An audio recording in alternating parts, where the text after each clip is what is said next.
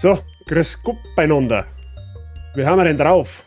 Ich hoffe, besser wird runter. Oh Gott, der ist schlecht. Und viel Teufel. So, ich hab mein massivstes Stair-Stepping überstanden. Ja, noch. Wahrscheinlich bereue ich die Aussage in spätestens 12 Stunden. In spätestens 12 Stunden bereue ich die Aussage. Wahrscheinlich. Akayo, habe ich die Ehre. Mr. Saiching habe ich die Ehre. Mr. Herbert habe ich die Ehre. Mr. Mozok habe ich die Ehre. Mr. Boxer habe ich die Ehre. Mrs. Cookie Simba habe ich die Ehre. Der Herbert flext schon wieder mit 69 Bix. Vor allem mit Bix. Merci dir, Herbert. Wie geht's euch? Alles flauschig. Ich gehe mal davon aus. Oh ja. 69 ist... ja, ein netter Witz. Ein netter Witz. So. Also ich hab festgestellt, Frühschicht plus Training plus Stream ist eine sehr knapp kalkulierte zeitliche Angelegenheit, wenn Sie mich fragt. Ja? Gut, dass wir morgen einen Tag Pause haben. Also Streampause. Von Training hat keiner was gesagt. Ich bin mir zwar nicht sicher, ob ich morgen überhaupt noch gerade ausherrschen kann. Aber gut. Mrs. Sam Carife auch schon wieder ein paar Blutsakramente. Wie es, wenn es alle warten das. So, ich mach so lange über in 61, bis ich über einer Lörk. Ja, den Wunsch kann er nicht erfüllen. Wahrscheinlich. So. Es gibt übrigens positive Nachrichten zu verkünden meinerseits. Wenn das schon wieder.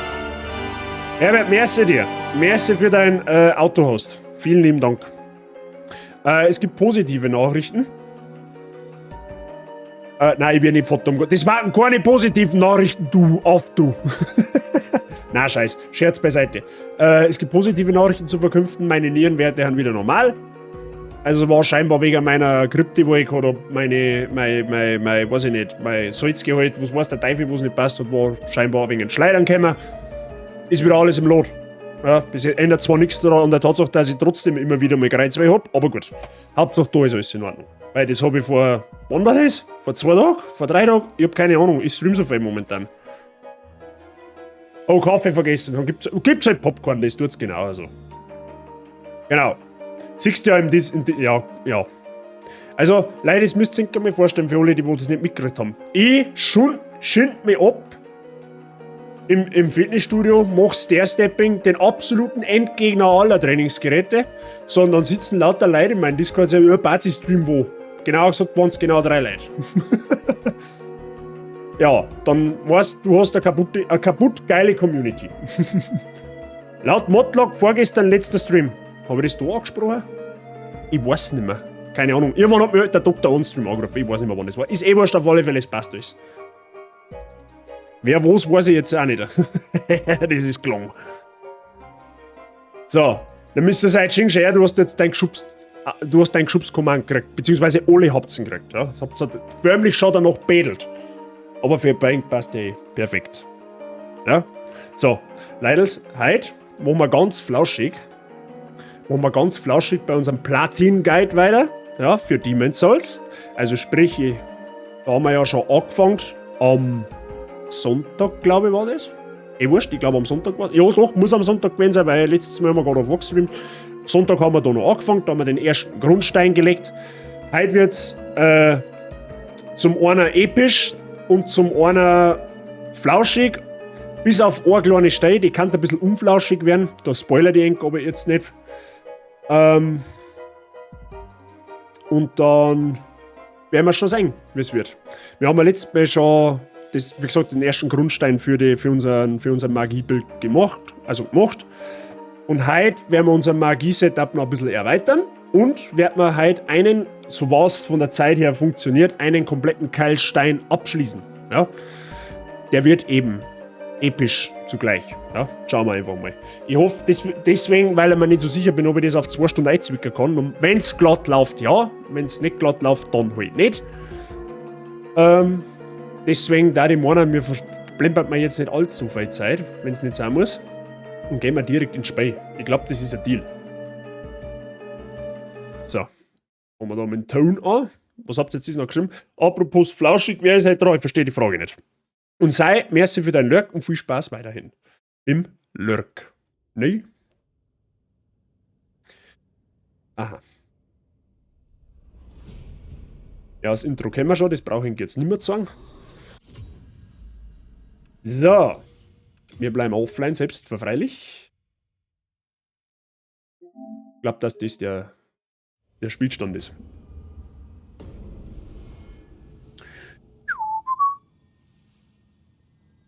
Hallo, Oberflausch.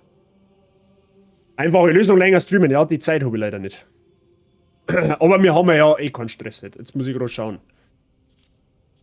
Ja, das ist der Spielstand. So, Freunde. Also, kurz zur Zusammenfassung, was ist letztes Mal passiert. Wir haben ein Magiebild angefangen. Wir haben uns letztes Mal unser Schwert geholt, was wir bis zum Ende unseres Runs verwenden werden. Wir brauchen keine andere Waffe mehr oder sonstiges dergleichen. Wir haben unseren Zauberstab. Den haben wir eh von Anfang an, abgesehen davon. Und wir haben quasi den ersten Keilstein, das erste Gebiet schon mal angeschnitten. Das müssen wir ja zwangsweise da, weil das ja logischerweise das erste Gebiet ist. Und wir haben den vierten Keilstein, den vermeintlich einer der schwersten Keilsteine schon early im Spiel gemacht. Und haben wir uns jetzt eben unser erstes Magie-Setup schon fertig gemacht. Und jetzt zu diesem Zeitpunkt des Spiels sind wir schon ziemlich stark. Ja? Das heißt, der nächste Keilstein, der Keilstein 2, wo wir jetzt dann gleich eingehen werden, wird relativ entspannt. Bis auf eine Stelle, da kann es ein bisschen schwerer werden. Das kommt aber darauf an, wie wir hier letztendlich ansteigen. So, noch dazu, ich habe Ihnen letztes Mal erklärt, jeder Ring ist Platin-relevant. Ja? Also ihr braucht alle Ringe in dem Spiel, ihr müsst alle finden, sonst wird das mit der Platin-Trophäe nichts. Ja? Und wir haben letztes Mal einen Gegenstand gefunden, nämlich den Jadehaarschmuck. Jetzt bin ich mir gerade nicht mehr sicher, ob ich den eingelagert habe. Jetzt Moment einmal. Da ist er. Dieser Jadehaarschmuck, den findet man im allerersten Gebiet. Und den braucht er. Da muss man jetzt ein wenig quatschen mit ihm. Der erklärt uns jetzt im Endeffekt, dass er der Lagerist ist. Er quatscht mit ihm. Wie gesagt, alles, was der erzählt, ist unrelevant. Dann geht's kurz weg und spricht's ihn dann wieder an. Und jetzt passt so Wacht. Der Haarschmuck. Er gehört meiner Tochter. Dann hat sie doch nicht überlebt. Mein armes kleines Mädchen. Möge sie in Frieden ruhen. Ich hätte eine Bitte. Würdet ihr mir den Haarschmuck überlassen? Als Erinnerung an meine Tochter. Dieser Jadehaarschmuck hat praktisch seiner Tochter gehört und durch das, dass wir den gefunden haben, hat er jetzt festgestellt, ja scheiße, die ist draufgegangen. Durch die Dämonen draufgegangen. Natürlich, der mir ihm den gefallen. Warum der mir ihm den gefallen? So gütig. Danke. Aufgemerkt? Vielen Dank. Und ach, hier. Es ist nicht viel, aber bitte nehmt dies zum Dank. Es lag weggeworfen auf der Hauptstraße. Es sieht gewöhnlich aus, aber es scheint seltsame Macht zu besitzen. Jedenfalls solltet ihr es haben. Und durch das, dass wir ihm seinen Jadehaarschmuck zurückgeben, kriegen wir den Ring der kolossalen Stärke. Ich sag's nochmal, jeder Ring ist platinrelevant. Der Ring ist für uns allerdings nicht brauchbar. Den brauchen, was heißt, der ist eigentlich generell useless. Was macht der Ring? Er erhöht unser Ausrüstungsgewicht, was wir mitnehmen können. Kurze Erklärung, es gibt ein Ausrüstungsgewicht, also eine Ausrüstungslast und eine Gegenstandslast. Das sind zwei Paar Stiefeln. Gegenstandslast sagt, ja, wie viel Inventar kann ich mit mir führen? Und Ausrüstungslast sagt, wie viel Rüstung kann ich tragen? Wie schwer ist die Rüstung sein, die ich tragen kann? Wenn ich drüber bin, bei der Gegenstandslast, dann kann ich nichts mehr aufnehmen. Wenn ich bei der Ausrüstungslast über dem Wert bin, wo ich ihn mitnehmen kann, ja, dann habe ich ein Fatroll. Also dann kann ich mich praktisch überhaupt nicht mehr bewegen. Also dann kann ich nur noch gehen, dann kann ich nicht einmal mehr sprinten. Suboptimal. Ja, so geht gar gleich, wie es ist. Aber das ist für uns nicht wirklich relevant. So, auf alle Fälle brauchen wir mir. Ich nehme gerne etwas. Das habe ich letztes Mal eingelagert, nicht dass ich es vergieße. Die Kaltsteinscherbe nehmen wir noch mal mit. Keine Sorge. Die brauchen wir nämlich noch halt kurz. Und dann, wenn wir soweit alles erledigt haben, gehen wir in den zweiten Keilstein, die Steinfang-Katakomben. Einer der tatsächlich leichteren Keilsteine. Halt jetzt. Ah ja, okay, nein, das kommt ja schon noch. Ich muss aber ein wenig aufpassen, dass ich nicht irgendetwas übersehe. Ich hab meinen Zauberstab auch von Anfang an. Da wird man wieder bei geschubst. So. Grundsätzlich, alle Echsen, die wir mir da sehen, also die, oder? Die müsst ihr zu dem Zeitpunkt immer machen, weil die Upgrade-Materialien, die wir mir eigentlich frei hatten, kriegen wir in keinem anderen Gebiet als wir im Kaltstein 4. Ja? Also ist eigentlich relativ irrelevant, ob ihr das mitnimmt oder nicht. Da haben wir noch eine Seele, die nehmen wir natürlich dankend mit. So, und dann geht's los, Freunde der Sonne. Da müsst ihr ein wenig aufpassen. Da war was. Was war da? Also das war nur eine Nachricht, okay. Da müsst ihr ein wenig aufpassen, da stehen zwei Kuchenbrunzer drum, die wo mit Steinen noch hinwerfen. Da braucht es einfach gerade durchrennen. Da links lagert jetzt ein Item, das braucht es aber nicht wirklich aufnehmen. Das ist ein weißes Gilet, das verzaubert eine Waffe mit Magie. Aber da wir mir schon eine Magie verzauberte Waffen haben, können sie das sparen. Ja? Dann aktivieren wir da erst den Aufzug. Und fahren wir mal ganz entspannt nach unten. Täusche ich mich oder schaut das komisch schlägig aus?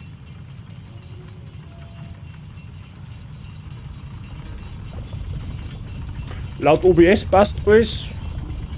Und laut Twitch passt auch alles. Also dann täuscht's.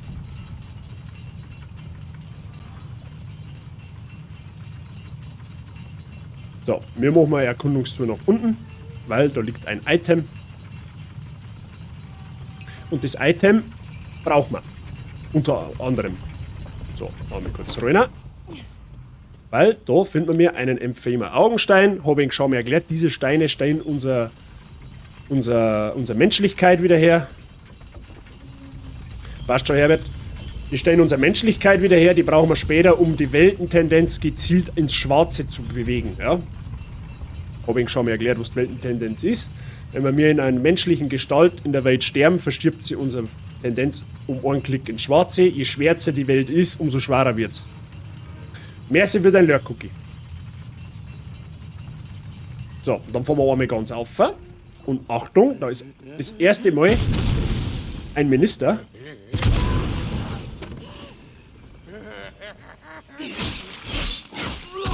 Und ihr seht, der macht nicht wenig Damage, mir aber im Gegenzug auch nicht.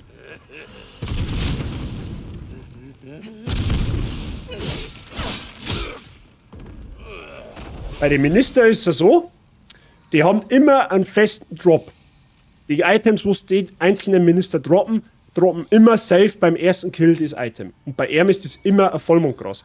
Die Minister haben da hingegen wichtig, da braucht man mir, denen er eine Rüstung zu einem späteren Zeitpunkt, um einen gewissen NPC zu befreien. Das heißt, wir sollten mal alle Minister töten, die wir bis auf dem Weg dahin finden. Ja, weil ja die Drop-Chance immer gleich ist. Wir brauchen insgesamt 4 Gegenstände von denen. Die Echsenmänner, die sind Free-Kill. Sind One-Hit in dem Fall. So, Brecherstreitaxt ist eine ziemlich gute Waffe für Stärkebuilds, ist aber für uns tatsächlich auch irrelevant.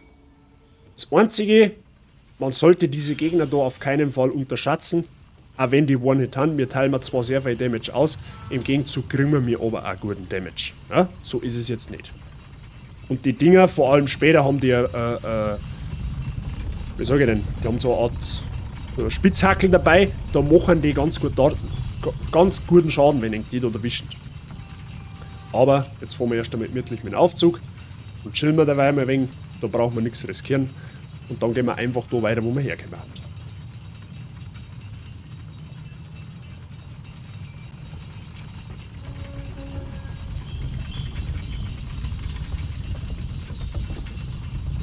Ist ja ganz gemütlich bisher.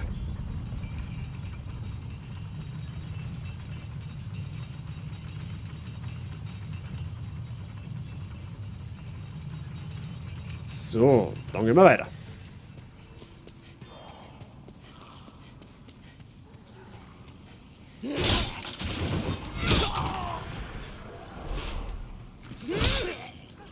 Da, das sind die, wo ich meine.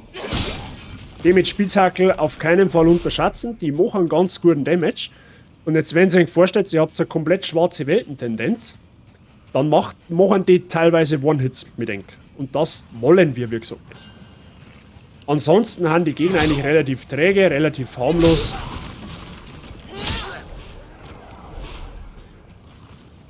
Dann gibt es so Gegner, die haben so einen Sack bei sich. Die droppen immer gewaltig viele Upgrade-Materialien. Wie gesagt, ist da relativ unrelevant, weil unsere Upgrade-Materialien, die wir für die Waffen brauchen, finden wir in keinem anderen Gebiet als wie in Keilstein Nummer 4. Da jetzt ein bisschen aufpassen, da kommen gleich 3 Hunde rausgeflogen. Ne, der Schrecker kann aber schnell mit den Hosen gehen. Was hast du gesagt? Die sind nicht allein. Wie, was meinst du, die haben nicht allein? So, da drin haben wir wieder einen Minister. Aufpassen, die haben es wie gesagt nicht ohne. Aua. Ja, seht ihr, was der Bruder Damage macht.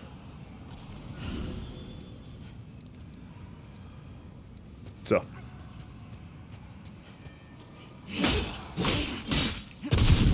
Den Zauber, was er jetzt gerade gemacht hat, den lernen wir selber später.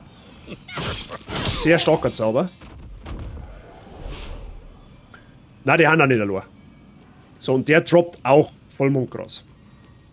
Ein sehr gute Heilung, ein sehr gutes Heilungs-Item. Eins von den besten. So, da hinten steht der Gegner. Da können wir jetzt so ein bisschen einen Bug abusen. Jetzt passt es in die Obacht. Harry Potter. Vorführeffekt. Da ist er. Einfach mal durch Wind killen. Gut, wenn wir das haben, gehen wir weiter. Achtung, da lunzt einer ums Eck.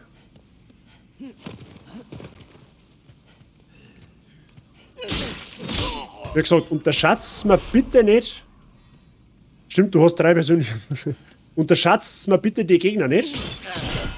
Vor allem die neben den Spitzhackel, weil ihr seht es, die machen böse Auer.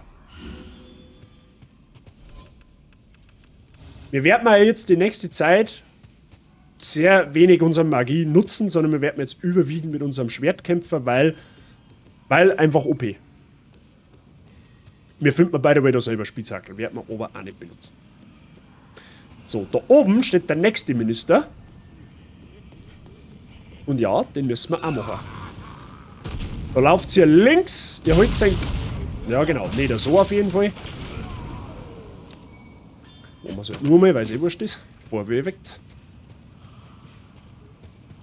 Nicht unterschätzen, nicht den Fehler machen, was du gemacht hast. Ja, der Mr. Mozart hat böse Erfahrungen mit Sekiro gesammelt. Und du wirst noch mehr böse Erfahrungen sammeln. Sag dir, wie es ist. Aber du wirst es geil finden. So, also nicht wie ich da oben fallen. Weil nämlich die komplette Brücke einbricht. Ich warte jetzt gerade, bis das der noch mal schießt, weil sonst rennen wir nämlich voll in den Flammenstoß rein und das mag ich eigentlich nicht, sagst du da? So, jetzt Gas geben und einfach drüber laufen.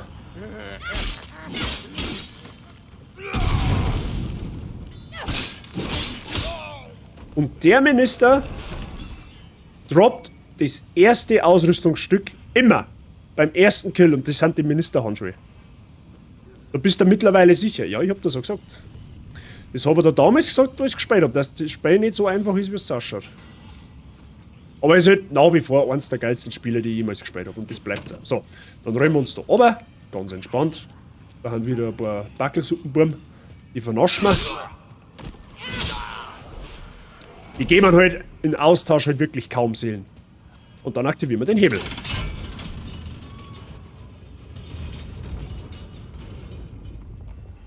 Weil dieser Hebel öffnet dieses Tor. By the way, wenn es irgendwelche Fragen gibt, immer her damit. Ja? So, da können wir natürlich jetzt ein paar mehr. Der haut mir einen mit seinem Krampussack um, aber das macht gar nichts.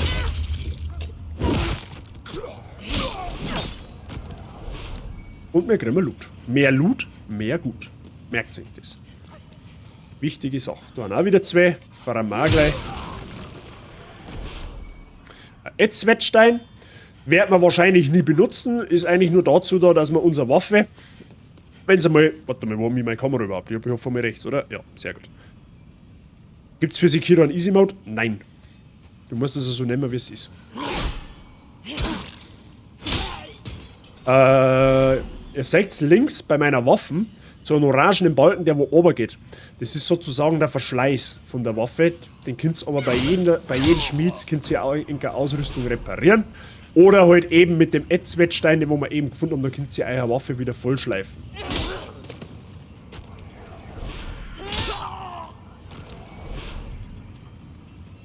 Den Loot nehmen wir wieder mit, weil brauchen wir zwar nicht, aber man nimmt ihn ja gern. Gut, wenn wir dann da alles haben, gehen wir nach oben.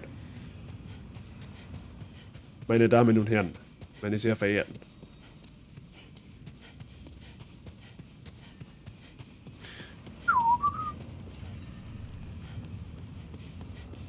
Aber falls du es wissen möchtest, du kannst Sekiro schwerer machen. Wenn es dann noch nicht schwer genug war. So, nehmen wir da den Loot mit. Mehr Seelen, mehr Gut. Seele eines unbekannten Kriegers an der Stelle.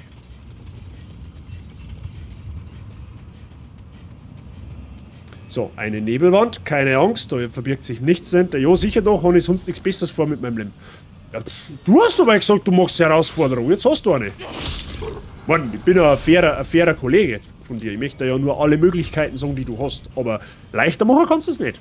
Doch, kannst du schon, indem du parieren lernst. Da machst du es tatsächlich ein bisschen leichter. Aber das ist halt auch wieder mit Aufwand verbunden, so gesehen. So. Halbmondgras, auch dezent. Wir gehen da eine. Twitch ist so am Arsch, ich hab 2,5 Gigabyte Download, aber über 3000 übersprungene Frames. Maus muss man nicht verstehen. Ja, das muss man nicht verstehen. Snow schau das übers Handy an. Wenn du jetzt wahrscheinlich mit ziemlicher Sicherheit sogar einen Datenpass haben für Vodafone. Achtung, die Echsen haben gar nicht einmal so ohne. Die können auch böse Auer machen. Einfach ruhig spielen.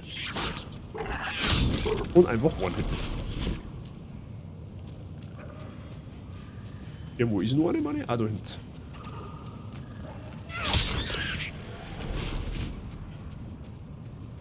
Auf jeden Fall bist du wieder da. Sehr gut. Elixier. Brauchen wir nicht. Und da haben wir eine Drachensteinscherbe. Die Drachensteinscherbe darf man für Waffenbrauer, die wo Flammen verzaubert haben. Ja? Irgendwo da findet man sogar, glaube ich, eine mit Feuerverzauberung. Ein Schwert. Auch ziemlich gut, aber ich weiß jetzt ehrlich gesagt nicht wo. Da am besten nicht einspringen. War nicht gut für euch. Die Burschen da haben ein glühendes Eisen, schauen imposanter aus, als tatsächlich haben. Die haben nicht anders wie alle anderen. Aber lasst euch besser nicht erwischen. Sag ich mal, ja. Sicher ist sicher.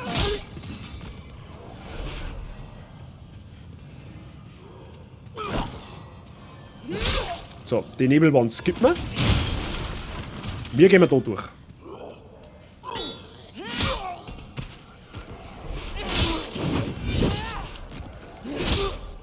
So, da haben wir wieder fetten Loot. Da haben wir so viel Loot, dass ich noch mit Listen gelangt. Gehen wir rechts, da haben wir auch noch ein bisschen Loot. Wir haben ja jetzt Oberhall. Da unten haben wir lang gegangen. Da haben wir wieder Seelen, die nehmen wir natürlich auch dankend mit. Und da weiß ich nicht, was wir da haben. Ein Sicherungsgras, okay, immerhin. Dann gehen wir da her und aktivieren wir diesen Aufzug. Somit haben wir uns gleichzeitig einen Shortcut eröffnet. So, dann gleich dahinter. Nehmen wir das Item gleich mit auf dem Weg nach unten. Also Rheinsteinscherbe, Upgrade-Materialien, wie gesagt, brauchen wir jetzt und nirgendwo mehr wirklich aufsammeln, weil das kriegen wir nirgendwo anders aus wie in Keilstein 4. Die Dunkelmondsteinscherben. Und da haben wir den zweiten Schmied. Ja, das ist der bessere Schmied. Wir haben auch im Nexus einen, aber den kannst du eigentlich in der Pfeifen rauchen. Der wirklich interessante und wichtige Schmied ist Erdora. Das sind praktisch Brüder. Und da können wir erstens einmal unsere Ausrüstung reparieren und unsere Waffe aufwerten. Browser schließen, Browser-Cache löschen, dann Twitch wieder aufmachen. Gruß Mike. Ah ja, Grüße an den Mr. Samcrow an der Stelle. Und merci Wifi. So, wir haben ja letztes Mal die Dunkelmondsteinscherben von den Echsen gekriegt. Ja? Diese Scherben braucht man mir, um unser Halbmondpfeilchen aufzuwerten. Und das tun wir jetzt auch. Hätten wir mir jetzt beim letzten Mal bei einem der Echsen einen Dunkelmondstein-Klumpen erhalten, dann hätten wir jetzt die Waffe auf +3 schon upgraden können. +2 ist sehr flauschig, +3 ist sehr oberflauschig. Zu diesem Zeitpunkt des Spiels. +2 habt ihr auch dabei mal ausgesagt. Das so gegen wie es ist. Wir machen mal, an Damage wird es uns nicht scheitern, das garantiere ich euch. Also nehmen wir es einmal so mit. Ja? Können wir eh nicht ändern, abgesehen davon. Dann holen wir uns da noch das Item. Haben wir wieder Seelen. Mehr Seelen haben bekanntlich mehr gut. Und dann fahren wir mit dem Aufzug wieder nach oben. Und gehen wir da raus und kehren wir erst einmal zurück zum Nexus.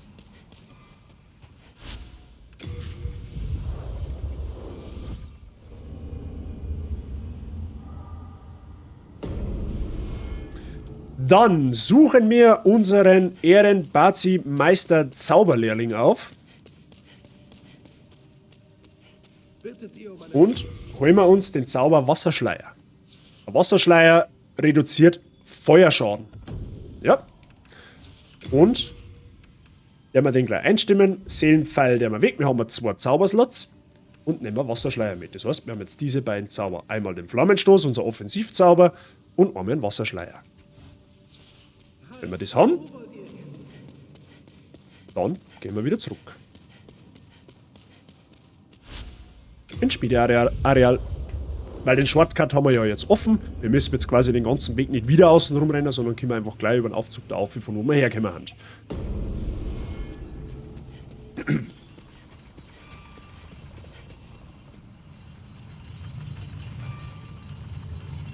Wie gesagt, immer, habe ich beim letzten Mal schon erklärt, immer sicherstellen, dass ihr nicht als Mensch in einen Keilstein geht. Ganz, ganz wichtig, sonst hol denkt der Teufel, so wie es ist. Immer schauen, dass ihr in Seelengestalt seid und das erkennt, wenn ein Leben nicht ganz voll ist. So. Die Gegner kann's jetzt theoretisch skippen. Aber warum nicht ein paar Gratis-Seelen mitnehmen, wenn es denn möglich ist?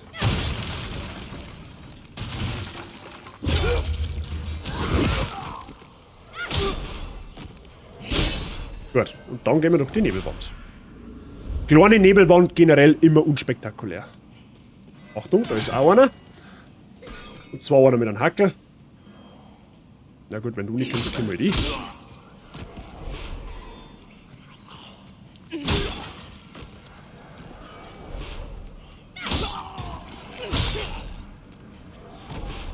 Ist noch einer, oder? Haben wir ihn übersehen? Na, okay.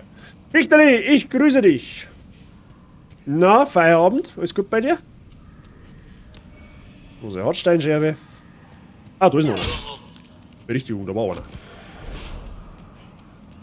So. Dann gehen wir gleich mal straight rechts.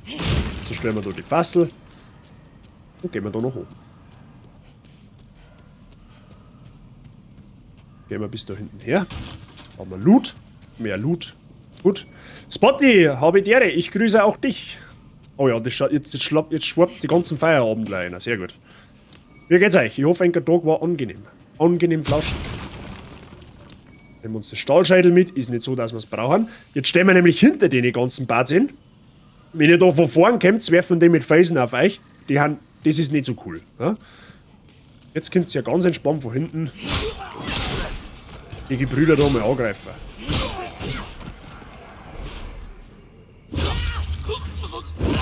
Die zwei haben es noch gar nicht gespannt. Die Echse da hinten völlig irrelevant, wenn ich die entwischt, bringt eng sowieso nichts. Warum wollen da den schon überhaupt drin? Die Frage. Ja. Zur Sicherheit ein wenig voll heilen, weil wissen kann man es nicht. What do you mean with? Nicht so cool. Was? Achso, ja, das war nicht so cool, wenn ich die treffen, ja. Beziehungsweise wenn ich die mit Schwaner werfen. Auch hier gibt es wieder Loot. Da ist allerdings eine kleine Gemeinheit, wenn ihr da nur drüber geht, bricht ihr da oben. Also, sprinten, Freunde. Dann kommt ihr gerade so da drüber. Und da gibt es wieder Seelen. Bekanntermaßen ist mehr Seelen, mehr gut. Die Riesenkeule ist irrelevant. Und da oben droppen lassen. Und dann rennen wir einfach ganz gechillt wieder da auf.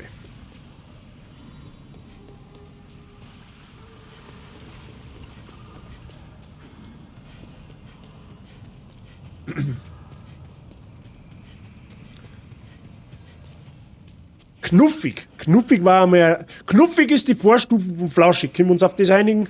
Ich glaube schon. Ich glaube, Knuffig ist eine gute Vorstufe zu Flauschig. So, da haben ja alle Gegner jetzt beseitigt. Okay, ist genehmigt, sehr gut. Meine Mods haben's, mein Mod Mrs. Fichterli hat es genehmigt, also lassen wir das. Also Knuffig ist Vorstufen von Flauschig ab heute. Gut. Gehen wir weiter. Mozzo Gott sei Dank, sehr gut. Aufgepasst! Da ist eine kleine versteckte Falle. Also nicht nur die Echsen, sondern da steckt da tatsächlich ein bisschen mehr dahinter.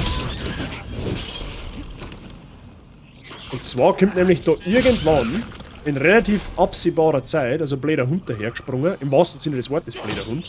Da unten kämen sie nämlich schon abgeflogen. Und ihr seht es, die Echsen machen gar nicht einmal so unwenig Schaden. Also unterschätzt mir die Viecher nicht.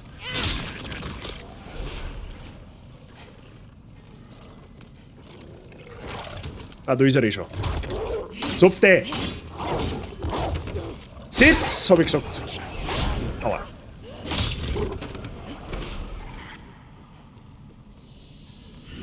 Wenn es da nicht aufschaut, da kann er vor mir ganz massiv schnell gehen. Catch leer, jetzt muss ich mal überall einen Hammer in sie fixen. Ja, das löscht auch gewissermaßen deine ganzen Passwörter. So. Okay, der war gemein. Zupfte! Seit wann kommst du da rauf? Schon wieder was dazu gelernt, siehst du?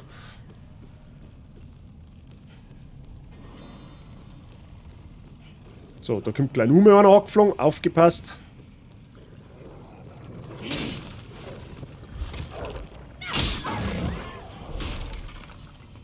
Da auf alle Fälle das Item mitnehmen.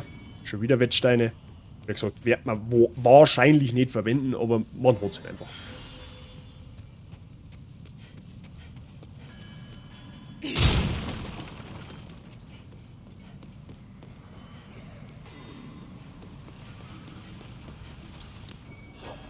Mondgras, mehr Heilung ist mehr gut.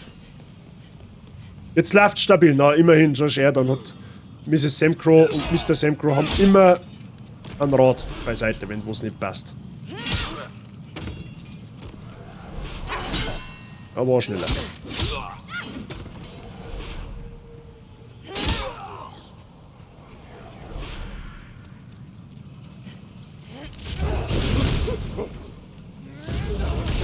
Zur Abwechslung mit Zaubern.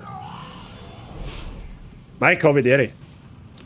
So, da kriegen wir wieder ein paar Upgrade-Materialien, die wo wir nicht brauchen werden. Und da hinten liegt auch noch irgendetwas, aber jetzt weiß ich nicht mehr, was das ist. Ich glaube, es sind Seelen. Sehr gut. Mehr Seelen, mehr gut. Wenn wir das haben, aktivieren wir da den das Radl-Dingenskirchen.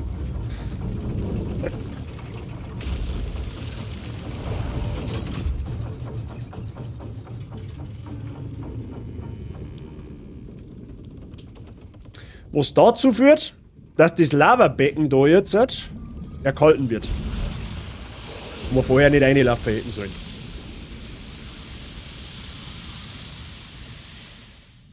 Genau. Und dann rennen wir durch. Beziehungsweise, was heißt, wir rennen durch? Wir gehen mal wieder retour, sagen wir es so. Und jetzt, meine Damen und Herren, ist da der Weg frei. Und das ist gut so. Da findet man wieder Upgrade-Materialien, was wir nicht brauchen. Halbmondgras, das ist Heilung, das ist gut. Da drin ist jetzt wie im Dampfbad, das kocht die sauber. Genauso ist. Und der Loot ist am allerwichtigsten da drin, nämlich der Ring der Giftresistenz. Wieder die Erinnerung, jeder Ring ist platinrelevant. Ihr braucht alle Ringe, unter anderem auch diesen. Den findet man da. Haben wir das geklärt. Sehr gut. Jetzt kommen wir auch auf die andere Seite nochmal. Haben wir eine halbe Stunde drin und haben wir schon relativ gut vorangekommen. Das ist schon mal gut für uns. So, da kommt jetzt gleich ein ganz fieses Stein. Da wartet nämlich wieder ein Minister. Und da haben Fassel drin. Und der Minister kann Feuerzauber machen. Das heißt, wenn ihr da blindlings reinlauft, zaubert der mit Feuer dagegen und der sprengt die ganze Bude da drin in die Luft und dann hat sie tot. Ja? Was an sich ja nicht schlimm war, ihr könnt wieder bis zu der Stelle rennen, aber wenn man es vermeiden kann, warum denn auch nicht? So, das heißt, ihr macht Stop Brems und wartet, bis er seinen Schund macht.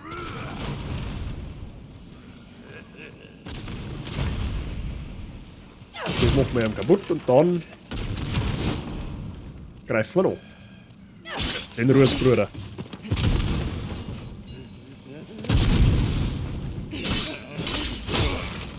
Gut. Und der droppt das zweite Item, nämlich die Ministerhose. Brauchen wir auch unbedingt. das kaputt schlagen und da finden wir wieder einen blauen Stein, den wir später brauchen werden. Wir brauchen später um die 30 Stück davon. Wie viel wir jetzt haben, weiß ich nicht. Müssen wir noch anschauen. Ist aber jetzt zu dem Zeitpunkt auch noch relativ unrelevant. Es ist nur wichtig, dass es aufsammelt. Da vorne wartet jetzt dann gleich eine richtige Intelligenzbolzen auf uns. Erstens wirft er einen Stor aber sauber das Bolt und zweitens springt er einfach nach und wir können easy killen. Achtung, aufgemerkt. So, der Stor fällt jetzt und jetzt fällt er mit nach oben. Den nennen wir frei mit. Optimal gelöst. Spartan Kikwo, ja, den kümmern wir nicht. Den kümmern wir nicht. Und jetzt sind wir an einer Stelle, Freunde. Jetzt finden wir einen weiteren Teil unseres Magie-Setups. Schaut unscheinbar aus, macht aber wahnsinnig viel Unterschied. Und zwar finden wir da dahinter das gute Chris. So, das Ding, Freunde der Sonne, rüstet man mir als zweite Nahkampfwaffe mit aus. Das Ding hat folgenden Effekt. Es macht, wenn man zuschlägt, 0 Damage. Ja? Jetzt die ganz hellen und denken sich jetzt, ja, hey, warum rüstet ein Waffen aus, mit der er keinen Schaden macht? Macht der überhaupt keinen Sinn. Nein, in dem Fall ist es nicht so. Weil dieser Dolch hat einen ganz gewissen Effekt, der für uns Magier absolut unverzichtbar ist. Und zwar, wenn wir mir den Dolch halten, also so wie ich jetzt gerade, ja, wenn dieser ausgerüstet ist, verstärkt der unsere Zauberangriffe, also sprich diese, um satte 30%. 25%, Entschuldigung.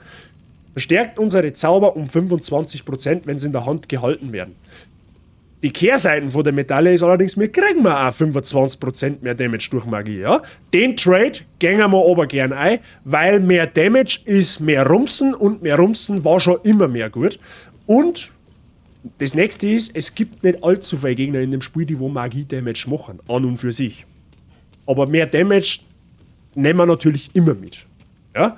25% mehr magischen Schaden haben oder nicht haben, glaubt's mir, das kennt man gewaltig. So ging es ist. Wir werden später, abgesehen davon, werden wir noch einen Zauberstab finden, der Name 15% mehr Damage macht. Ich mache jetzt kurz eine kleine Rechnung. Wir haben jetzt das Chris 25% extra Damage auf Magie. Dann finden wir noch nur einen Zauberstab, der macht Name 15% mehr Damage als das, was wir jetzt haben. Also sprich, haben wir schon 40% mehr Magieschaden. Und nach später finden wir sogar noch einen Ring, den mit Abstand wichtigsten und stärksten Ring für Magier. Der verstärkt unsere Zauber Name um 50%. Ja? Alle, die wo jetzt nicht singen und klatschen in der Grundschule gehabt haben, rechnen jetzt zusammen und dann kommen wir auf einen Wert von 90% mehr Magieschaden. Das, kann ich sagen, kracht mehr wie ein China-Böller. Mit absoluter Sicherheit. Gut, dann gehen wir noch kurz dahinter. Ist nicht so, dass wir den Loot jetzt unbedingt breiten. Das sind Spinnensteinklumpen. Interessiert keine alte Sau. So, jetzt kommt unser Wasserschleier zum ersten Mal zum Einsatz. Da dahinter wartet nämlich ein Boss. Ja? Der Boss ist relativ einfach. Muss ich wirklich sagen. Ist jetzt einer von den Bossen, die wo jetzt die Spieler, die wo das Spiel zum ersten Mal spielen, eher weniger zum Verzweifeln bringen. Ja? Wahrscheinlich stirbe ich jetzt halt instant. Weil das war jetzt wieder typisch für mich. Der Wasserschleier, den nehmen wir deswegen mit, weil die Spinne teilweise mit Feuer angreift. Oder der Boss, jetzt habe ich ihn schon ein bisschen gespoilert. Das macht aber nichts. Wir werden den Boss aber hauptsächlich mit unserer Nahkampfwaffe machen. Und jetzt wird sehen, dass wir mir jetzt schon bereits ziemlich stark haben. Also, wir zaubern mal den Wasserschleier für alle Fälle. Nehmen wir unser Schwert in beide Hände und dann geht's ab. Und hier haben wir die Panzerspinne. Ihr seht es, die macht mit Wasserschleier beinahe gar keinen Schaden mehr.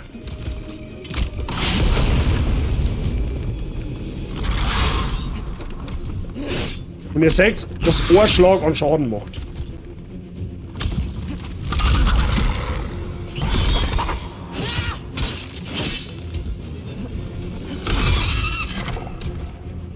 Ganz ruhig spielen, nicht stressen, ganz entspannt.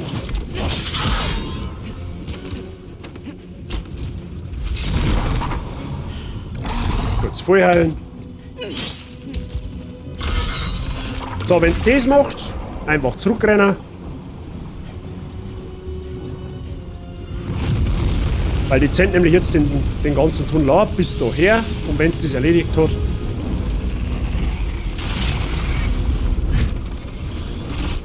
Achtung, die Netze sind ein bisschen gefährlich. Aber ansonsten habt ihr von der Spielen absolut nichts zu befürchten.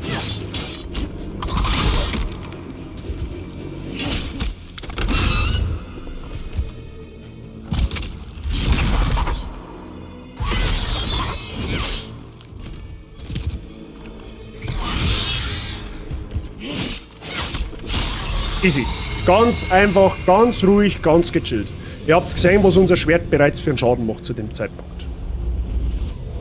Und schon haben wir einen weiteren Boss die Hölle heiß gemacht.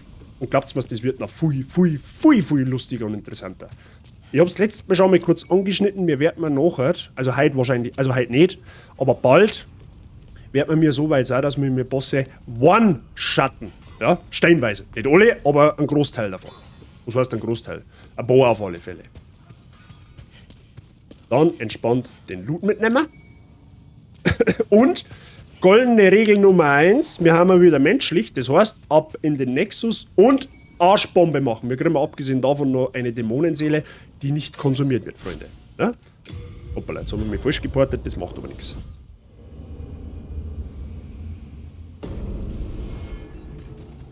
Ihr seht es jetzt auch bereits, pass auf, das kann ich jetzt auch gleich sagen. Schaut euch einmal jetzt die Tendenzen an. Wir haben jetzt zum Beispiel beim Keilstein der Turmkönigin, das Symbol, was da drunter ist eine neutrale Weltentendenz. Wenn ihr jetzt den Keilstein des Gräberkönigs anschaut, der leicht schon ein bisschen heller. Warum? Wir haben durch das Bosse-Legen die Weltentendenz ins Weiße verschoben. Ja? Und das ist gut für uns. Wir werden den Keilstein heute in eine komplett weiße Weltentendenz transferieren. Wir werden den komplett abschließen. So war die Zeit mit spät. Gut, also, wir haben menschlich ab in den Nexus Arschbombe machen und dann kommen wir wieder zurück. Soweit, alles klar, hat's noch dabei oder hat's schon abgebaut irgendwann? War hinter Schmieding.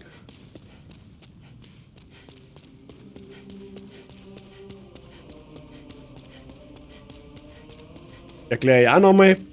Im Nexus, wenn ihr sterbt, hat das keinerlei Auswirkung auf Enkerweltentendenz, weil das kein Keilstein ist. Also Arschbombe ins Obergrauen und dahin geht's. Das schaut doch viel zu leicht aus. Ich muss jetzt, Mr. Motzog, ich muss der Fairness halber schon gestehen, das Spiel ist tatsächlich ein bisschen leichter wie Sekiro. Ja? Wenn's mich fragst, sogar um ein Hausig leichter. Sekiro ist ein anderes Level, meiner Meinung nach. Demon's Souls kann die aber, wenn du die Mechanik nicht gleich durchschaust, so wie es bei mir war, ganz gewaltig und ganz bösartig penetrieren. Vor allem das, wenn... Ich hab das damals mit der Tendenz, von der Weltentendenz nicht gewusst. Ich bin so hart penetriert worden, das könnt ihr euch nicht vorstellen. Aber wenn ihr das versteht oder mal durchschaut habt, dann ist Demon's Souls eigentlich relativ entspannt. Es ist ein Einsteiger-Souls, sagen wir so. Mr. Werb, habe ich Ich bin gerade dabei, die Nachwirkungen von der Löscherei außer zum Finden. Bis jetzt ist nur... Gut, wenn wir uns umgebracht haben, dann wieder zurück in die Tunnelstadt. Also in den Keilstein, wo wir gerade die Spinnwachen haben. Kurzer Check, wir haben nicht menschlich, das heißt, unser Weg kann weitergehen. Was hat das mit dem Tod jetzt auf sich? Okay, nochmal. Also, aufgemerkt. Weltentendenz ist, denke ich, klar. Gibt eine neutrale Position. Es hat insgesamt jede Weltentendenz, egal was für Keilstein das ist, hat 7 Klicks. Ja, also sprich neutral, das ist das, was beim Keilstein des Keilstein der Turmkönigin gesetzt ist, eine neutrale Weltentendenz, also die ist praktisch auf 0. Ja? So, jetzt gibt es die Weltentendenz, die geht 3 Klicks ins Positive. Je positiver eine Weltentendenz wird, umso weißer wird sie. Je weißer eine Weltentendenz ist, umso schwächer werden die Gegner, umso mehr Loot droppt. Aber dafür kriegt es weniger Seelen dafür von den Gegnern. Ja? Also tendenziell ist besser, wenn ihr eine weiße Weltentendenz habt. Wenn ihr 3 Klicks, und es geht noch 3 Klicks ins Negative, also sprich, die Weltentendenz geht ins Schwarze, das ist unflauschig. Ja? Und das passiert unter anderem immer dann, wenn ihr als Mensch in einen Keilstein sterbt. Also sprich, da wo wir mir jetzt gerade haben. Wenn ihr dort als Mensch stirbt, verschiebt sich die Weltentendenz um einen Klick ins Schwarze. Ja? Das heißt, wenn ihr 3-mal als Mensch sterbt, habt ihr eine komplett schwarze Weltentendenz. Was haben das für Auswirkungen? Unter anderem, Gegner werden wesentlich stärker, Gegner machen wesentlich mehr Schaden, ihr kriegt wesentlich mehr, ja gut, das hängt mit dem zweiten zusammen, also Gegner machen mehr Schaden, ihr kriegt aber dafür auch ein bisschen mehr Seelen. Aber glaubt's mir's, das ist ein Deal, den wollt ihr nicht eingehen. Es wird so gottlos verdroschen da drinnen, vor allem wenn ihr es nicht wisst, die normaler Gegner, wie zum Beispiel die Spitzhackel-Echsen-Dinger, oder? Die one-shotten euch. Kein Witz, das ist nicht gelungen. Und da habt ihr keinen Spaß, nicht glaubt's mir das. Deswegen bringen wir uns im Nexus immer dann um, wenn wir am Boss lenken, also sprich, wenn wir menschlich haben, weil da hat's keine Auswirkungen. Das heißt, ich kann jetzt da drinnen so oft sterben, wie es halt sein muss, aber meine Weltentendenz ändert sich nicht. Und das ist unter anderem deswegen wichtig, weil wir mir später die Weltentendenz mit den blauen Stornl, die wo wir sammeln, bewusst steuern, weil das platinrelevant wird. Aber wenn es einmal soweit ist, so geht es. Jetzt tun wir da auf alle Fälle weiter. Wie gesagt, wenn es irgendwelche Unklarheiten gibt, einfach fragen. Ich erkläre das jederzeit gern wieder. So, da gibt es jetzt zwei Wege. Wir nehmen erst den linken. Nein, das ist kein Loot, das ist eine Bombe. Also einfach durchlaufen. Dann wird es von der Explosion nicht erwischt. Ist das ein Auge drunter gewesen? Richtig. Das schaut aus wie ein Augensymbol. Das ist auch tatsächlich ein Auge. Da rechts, jetzt nach dem Tunnel, wartet ein weiterer Minister mit einer weiteren Ausrüstung. Nein, der hat keine Ausrüstung, aber bei dem Minister wird man später irgendwann farmen müssen. Ein gewisses Item, der droppt eine Münze, die brauchen wir zum Eintauschen für einen Ring.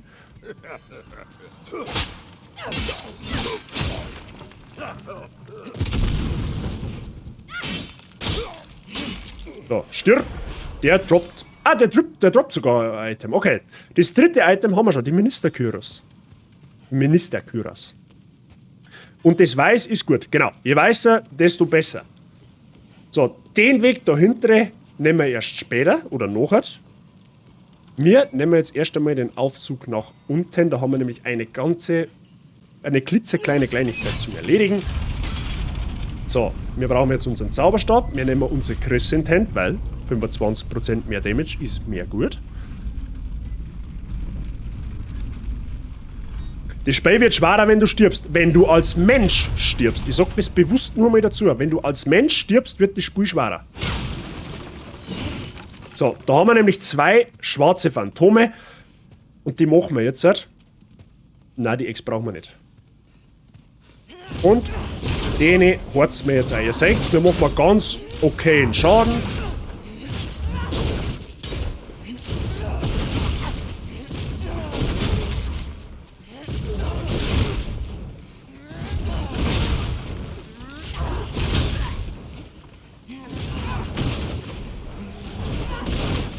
Okay, lol, der ist ausgewählt.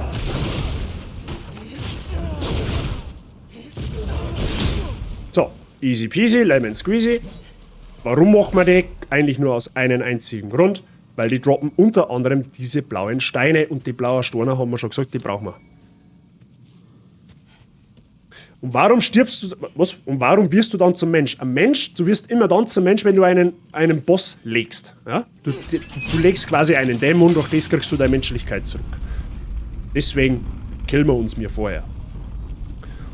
Und wie kriegst du das Weiße? Indem du Bosse tötest oder indem du später, wenn du nämlich eine komplett schwarze Weltentendenz hast, tauchen in jedem Keilstein einmal die sogenannten Prime Evil Demons auf. Das wird später mal sehen, wer das ist.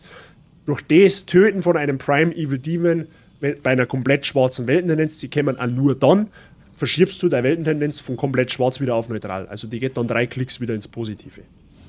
So, wir nehmen jetzt den Weg.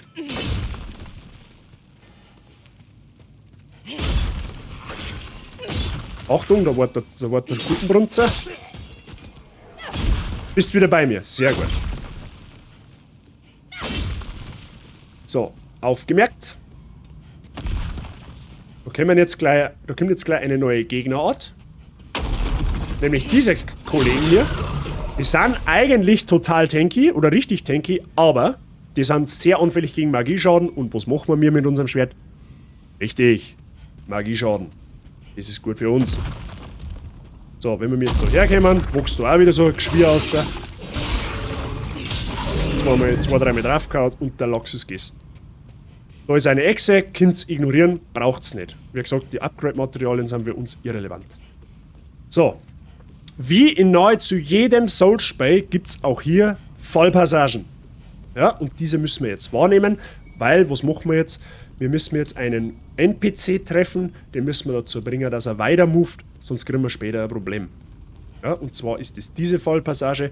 Ich weiß nicht, seht ihr da unten den Typen da winken? Da ist so ein fettes orange Viech und ein paar Meter davor, da winkt einer mit einem Speer. Zu dem Typen müssen wir jetzt hin. Jeder Souls-Spieler-Veteran kennt den Burschen, das ist nämlich der gute Patches. Mit gut meine ich, eigentlich ist es ein Arschloch. Abgesehen davon. So, da ganz gechillt und ganz ruhig bleiben. Das ist alles halb so weiter, wie es ist. Lasst euch Zeit, schaut einfach gemütlich nach unten, schaut, wo ihr einen Kiefer lassen könnt und lasst euch einfach overdroppen. Und unterwegs natürlich Loot mitnehmen. Weil man kann ja nie wissen. So, das ist das Einzige, was ein bisschen trickier ist. Und dann haben wir schon unten. Alles gut überstanden. Die Dinger da sind eigentlich auch des Todes tanky, aber durch das, dass wir mir jetzt schon so ein schön flauschig starkes Schwert haben, sind die easy.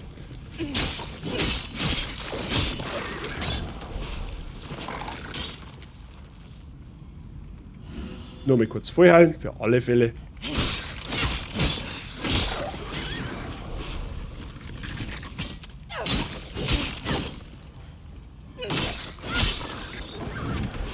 Der Bursch, den kriegst du normalerweise auch nicht so einfach tot.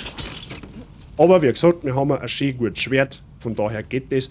Die haben eigentlich nicht sonderlich schnell.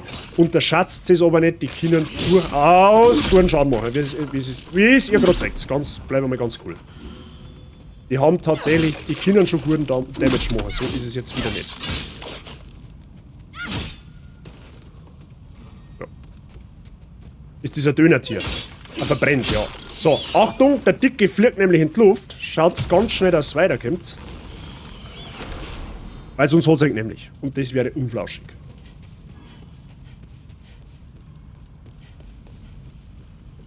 So, da nehmen wir den Loop mit. Dahinter müsste halt auch noch einer liegen, wenn mich nicht alles täuscht. Jo.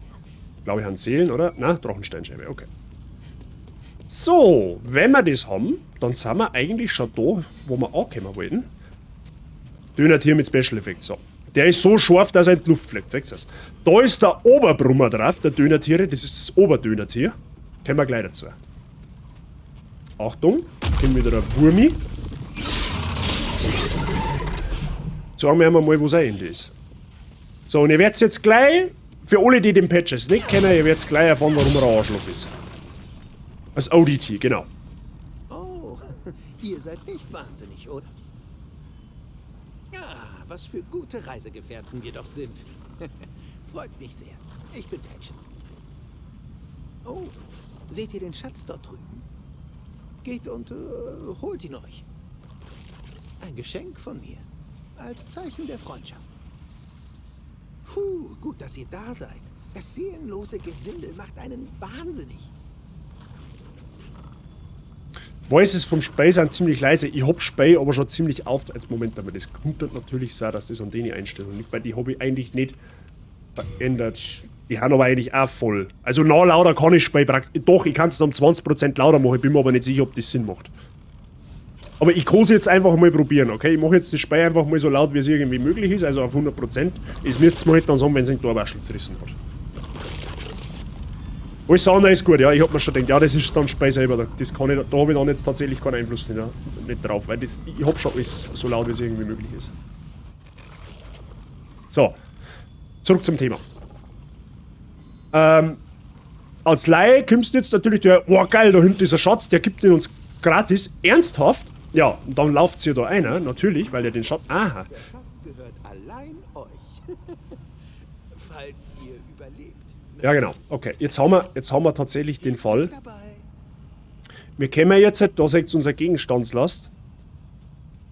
Wir haben jetzt 93,5, wir können den Gegenstand jetzt nicht mehr aufnehmen, weil 94 das höchste ist. Im originalen Demon's Souls war es jetzt so gewesen, Pech gehabt. Ihr müsst zum Nexus zurück und dort einen Lageristen aufsuchen und einen Zeug ins Lager werfen. Bei dem Neuen haben sie es Gott sei Dank so geregelt, du kannst das Zeug alles von da aus ins Lager schicken. Und das ist gut. Sinnvolle Erneuerung, wenn du mich fragst. Du musst halt mal stark sein, wenn es. Ja, wenn es quasi. Ja, klar. Also, wir rennen da einer, nichts ahnen, weil wir denken, das ist ein Schatz und der ist ja voll korrekt, der Typ. Eigentlich ist er überhaupt nicht korrekt, weil es eigentlich ein riesen Arschloch ist. Rennen wir dann da einer und stellen wir dann fest, was wir dann kriegen, ist eigentlich ziemlich schmutzig. So, alles ins Lager backen, muss man nicht brauchen, dringen lassen wir da und den Rest brauchen wir nicht. So, wir rennen da einer, war geil, super, super Schatz, ole, ole, ja, Keule, toll. So, und jetzt haben wir da tatsächlich gefangen. Jetzt ist es so, normalerweise bringt das Viech nicht tot, wenn es ihr, sage ich mal, normale Bild spielt, also Schwertkrieger oder was weiß der Teufel. Haben wir wieder beim Thema, wir haben eine super schöne OP-Waffen. Das dauert jetzt zwar ganz kleines bisschen, aber wir kriegen den relativ schnell down und der gibt da ganz gut Seelen, der Bursch.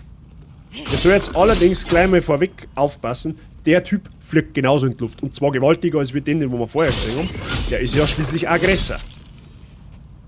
Aber das ist kein Problem. So, einfach bis ganz da hinten hergehen. Dann hat's safe. Glaube ich. Richtig. Der lässt sogar was fallen. Drachensteinscherbe. Der Patches hat natürlich das Weide gesucht. Der geht jetzt davon aus, dass wir sterben. Da haben wir aber nicht, weil der Drehung nicht mit unserem OP-Schwert gemacht hat. Und rennen wir da noch kurz nach unten. Nehmen wir noch so ein bisschen an Loot mit. Wie gesagt, die Echsen da unten irrelevant. Ist völlig egal. Brauchen wir nicht. Machen wir auch noch einen Loot herin. Wie wir Augenstein. Den wiederum brauchen wir schon. Dann müssen wir so nach oben fallen.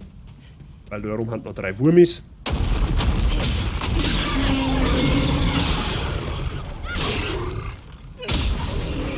Nehmen wir natürlich auch da unten mit.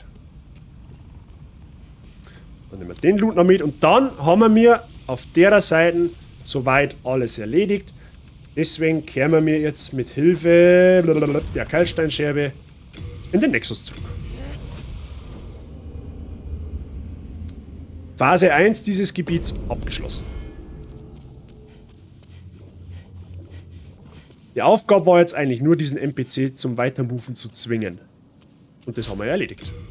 Wir gehen mal wieder in die Tunnelstadt und schauen wir uns auf der anderen Seite um. Jetzt haben wir gut in der Zeit, abgesehen davon. Noch. So, erst haben wir links gegangen, jetzt gehen wir rechts lang. Halt die Klappe. Ihr seht es, der Damage von den Typen ist gar nicht ohne. Also unbedingt immer auf der Hut sein. Die haben an sich sehr harmlos, aber die hauen da ziemlich gut zu.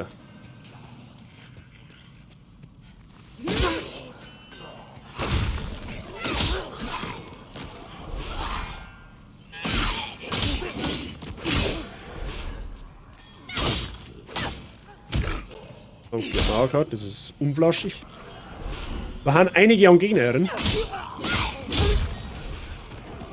Also da ruhig ein bisschen behutsamer vorgehen. Nicht, dass dann böse überrascht wird. Wie gesagt, ihr habt es gerade gesehen, was die vor allem mit Waffen für einen Damage machen.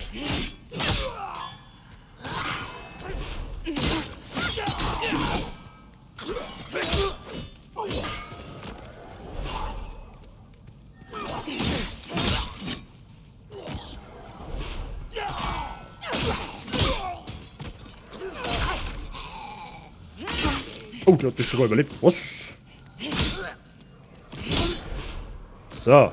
Tunnel geklärt. Items haben wir keine. Okay. So. Mal wieder eine nächste Fallpassage. Die brauchen wir jetzt nicht. Um weiterzukommen. Das hilft alles nichts, Freunde der Sonne. Aber alles machbar. Alles kein Hexenwerk. Wir gehen mal rechts lang. Lassen wir uns einfach da herfallen. Und jetzt aufpassen. Immer, da ist jetzt relativ finster. Ich weiß nicht, wie das jetzt im Stream ausschaut. Ich sehe es jetzt tatsächlich relativ gut. Ich weiß aber nicht, wie das jetzt bei euch ankommt. Ja? Und dann einfach immer mit geschultem Blick nach unten schauen, wo man sich hinfallen lassen kann. Das kommst du eigentlich eh fast überhaupt nicht aus. Du sagst das ganz fein, das ist gut. So, wieder ein Boden. Dann gehen wir da nach hinten her. Man kann es jetzt vorne auch runterfallen lassen. Aber, Freunde, da finden wir einen weiteren Ring. Den Ring finden wir zwar später nur mal. Ja, also es gibt manche Ringe mehrmals in dem Spiel, aber warum sollte man es liegen lassen, wenn man gleich mitnehmen kann? Ich hoffe jetzt nur, dass ich mich da auf die richtige Plattform bringen lasse, aber ich glaube schon. Jo, Hammer. Und das ist der da. Nämlich Der Ring der Seuchenresistenz. Den findet man, wie gesagt, später nur mehr irgendwo. Ich weiß aber jetzt tatsächlich gerade nicht mehr auswendig, wo man den findet, aber was man hat, das hat man halt bekannterweise. Ja? Das nehmen wir auch mit, weil das sind Seelen. Mehr Seelen, mehr gut. Runterfallen lassen. Wie gesagt, das ist alles nicht so schlimm, wie es ausschaut. Einfach Zeit lassen bei dem Ganzen. Lieber zweimal schauen, wenn man sich nicht sicher ist. Aber man kann da eigentlich nicht wirklich aus. Ja? Jetzt kriegen wir sogar mittlerweile schon einen Dreh. So, einmal, zweimal, dreimal. So, dann nehmen wir wieder zählen mit. Wenn wir fast unten angekommen haben, das ist jetzt der letzte Punkt bis da oben, da müsst ihr jetzt aufpassen. Wenn wir da jetzt oben voll kommen, nämlich 3 Würmer aus dem Boden rausgeschossen, die machen unter anderem auch Feuerschaden. Deswegen gehen wir erstmal sicher Punkt 1 Full Healen. Punkt 2, vorsichtshalber Wasserschleier rein, weil man kann ja nicht wissen. Und dann geht's nach unten.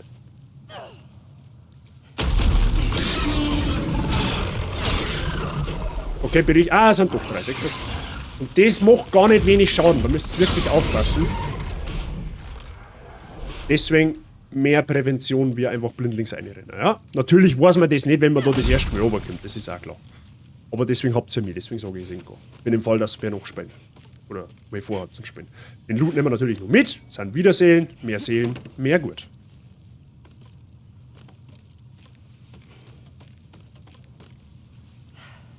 Gut, dann gehen wir weiter.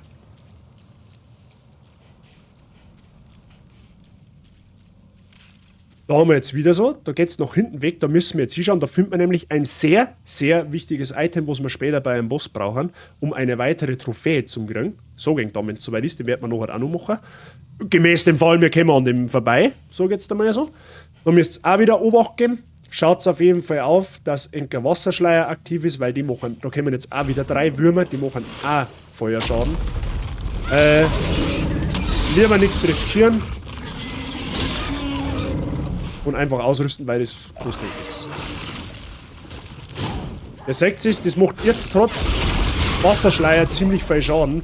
Wenn wir den jetzt nicht gehabt hätten, wären wir wahrscheinlich fast nahezu tot gewesen. Ja? Gut. Wenn wir das überstanden haben, Loot aufsammeln. Und um das Item zum kriegen, haben wir den Weg jetzt daher auf uns genommen. Und zwar kriegen wir da die Gotteshände.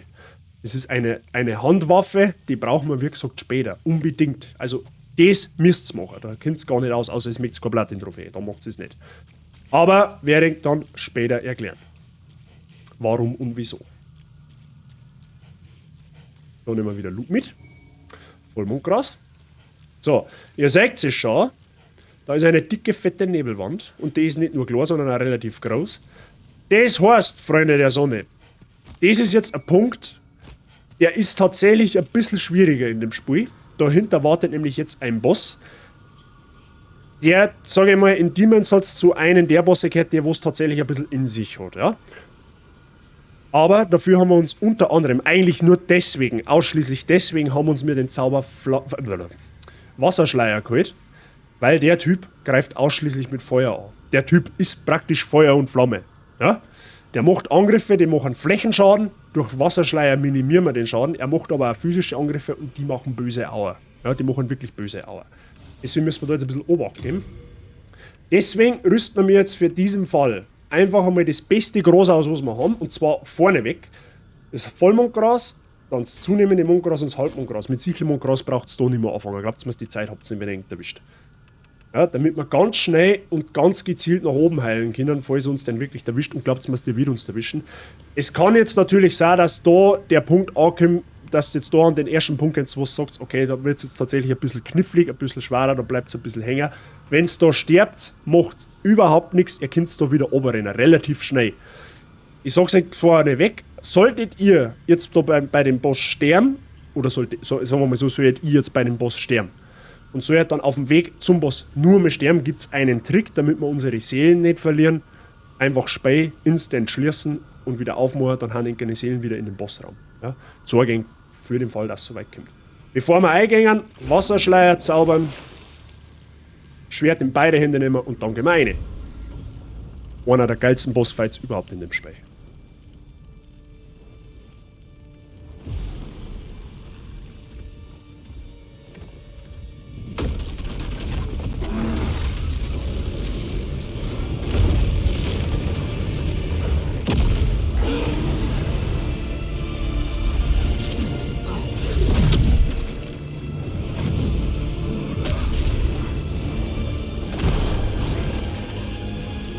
Ladies and Gentlemen, der Flammenschleicher. Einer der schwersten Bosse in dem Spiel. Meiner Meinung nach. Ihr seht's aber, wir machen mal annehmbaren Schaden. Da einfach nicht greedy spielen, ganz gechillt. Einfach ruhig abwarten. Es pressiert überhaupt nichts. Ihr seht's, wenn er mit einem physischen Angriff trifft, macht das böse Aua. Noch dazu ist diese Arena mit Feuer durchtränkt.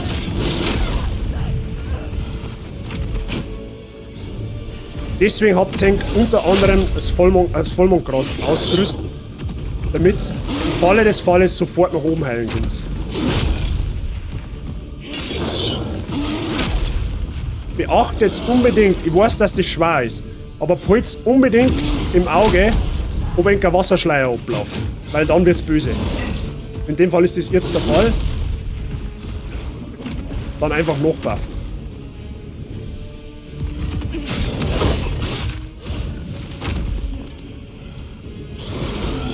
Der ist indeed on fire, Mr. Bär.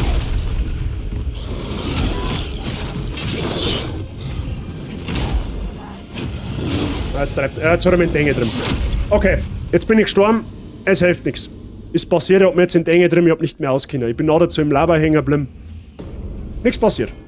Ist halt jetzt so. Haben wir gestorben? Mein Gott, nein. Einfach ganz entspannt wieder. Auf dem Fall ich wirklich immer wieder eine. Ich weiß nicht. Einfach wieder ganz entspannt da hinlaufen. Ohne Stress, ohne viel Tamtam. Das Spiel ist einfach darauf ausgelegt, dass man einmal auf die Nase kriegt. Das ist völlig normal. Und wie gesagt, der Boss, der kann halt tatsächlich einmal was.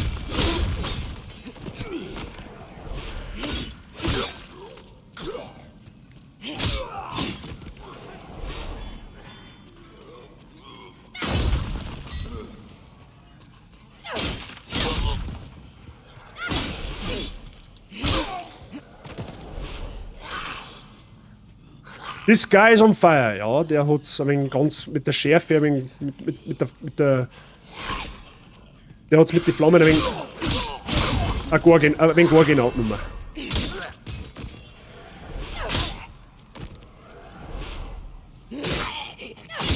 So, wenn es da durch hat, dann kann eigentlich in aller Regel nichts mehr passieren. Ja? Außer ihr stellt bei der Fallpassage jetzt so dermaßen Dodger da, dass ganz aus ist. Aber in der Regel ist der Tunnel eigentlich so der einzige wirkliche Widerstand, also der einzige wirkliche Widerstand, den ihr auf dem Weg zum Boss habt. Weil das runterfallen lassen, das ist nicht mehr tragisch. Also meiner Meinung nach. Ja?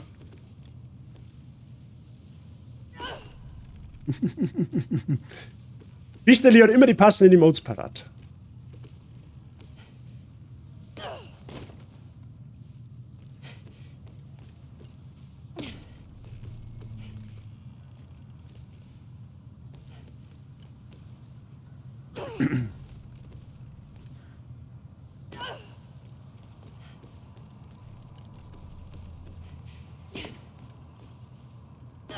So, wir haben fast ganz unten, Freunde. Das heißt, da wieder voll healen. Die Würmer braucht ihr jetzt natürlich nicht wieder machen. Ja? Da könnt ihr dann einfach straight durchlaufen, die können den gar nicht verfolgen und nichts, die bleiben an Ort und Stelle stehen. Das einzige, also Prio Nummer 1, solltet ihr sterben, so wie ich gerade.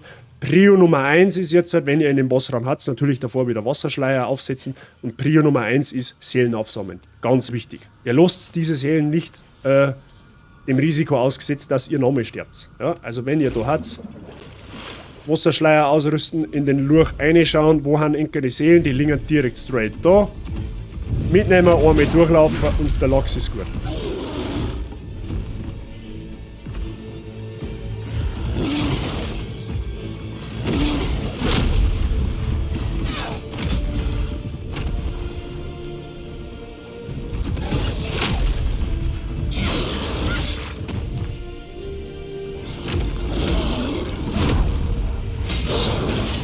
Ah, ich sag nix. Ja, blöd. Blöd. Er springt mir einfach komplett über den Haufen, dass ich gar nichts mehr sage. Okay. Ja, gut. Wie gesagt, das ist jetzt die Stelle, die kann tatsächlich ein bisschen dauern. Weil der Boss gehört meiner Meinung nach schon zum oberen Drittel in dem Spiel.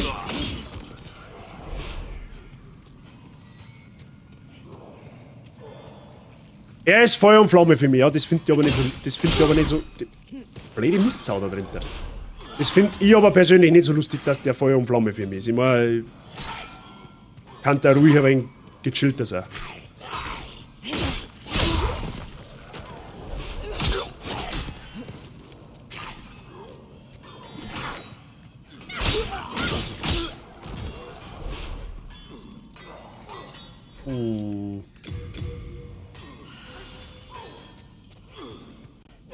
Ich sag, wenn es vom Flammenschleicher das eine oder andere Mal verhauen wird, da braucht es nicht schauen. Da braucht es wirklich nicht schauen. Weil, wie gesagt, der kann tatsächlich was.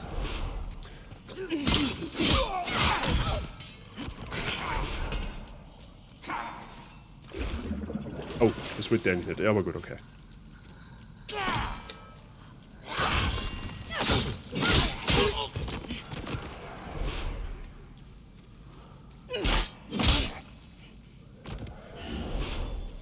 Okay.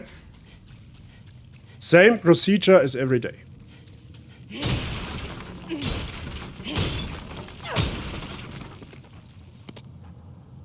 Das ist dann wieder eher das Entspanntere, oder?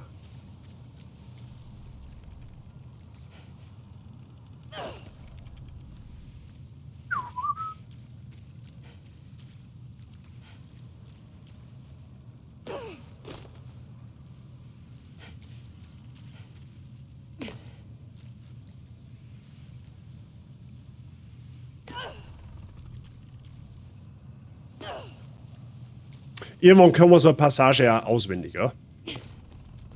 Da gefällt mir dann noch, weil die ganzen Speedrunner, wo da mit einem Guss beschießen. Und keinen Schaden kriegen. Oh, das war aber sehr knapp. Ist tatsächlich ein bisschen anders gegangen wie vorher, aber gut, das macht nichts.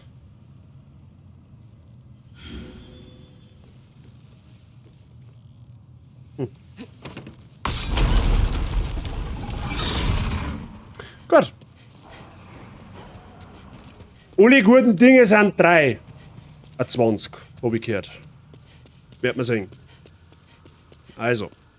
Das gleiche wieder. Wasserschleier zaubern, einrennen, Seelen nehmen und dann hoffentlich nicht gleich wieder verhauen werden.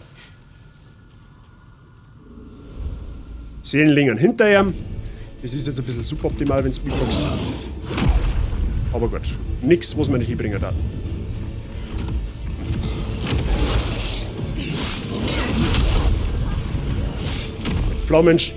Wasserschleier seid angekommen jetzt. Trotzdem guten Damage kassiert. Das Gute ist, der Boss weicht auch gerne zurück. Das heißt, es habt eigentlich immer relativ gut Zeit zum Heilen.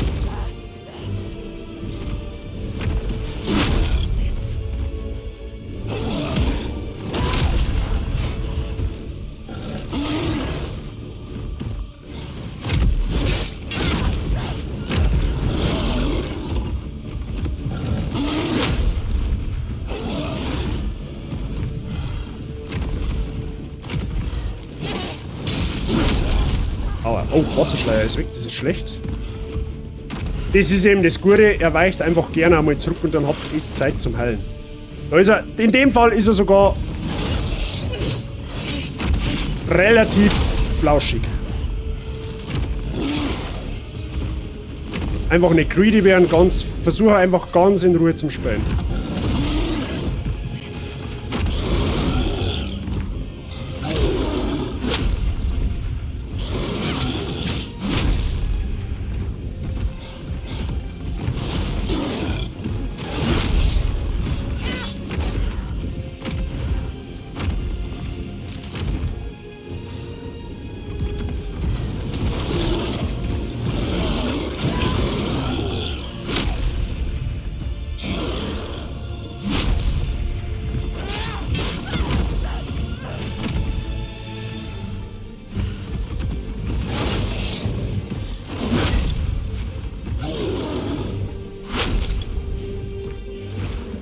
Wie wenn es gar nicht, dass jetzt der Wasserschleier ausgeht.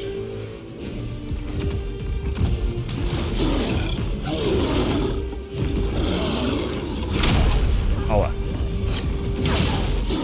Ich sag schon wieder nix! Ich sag nix! Ich sag nix! Ich sag nix! Ich sag nix, verdammte Scheiße! Los mich! Hui, das war knapp.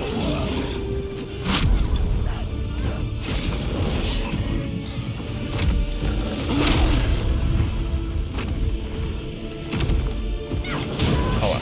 Oh, physischer Angriff, nicht gut. Okay.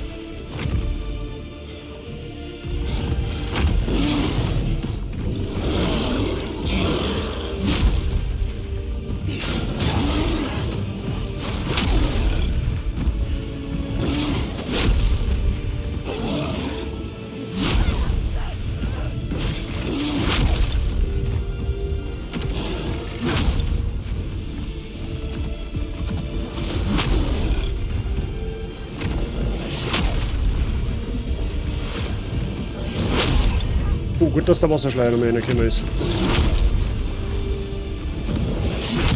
Oh, er hat die Attacke zum Spammer, Alter.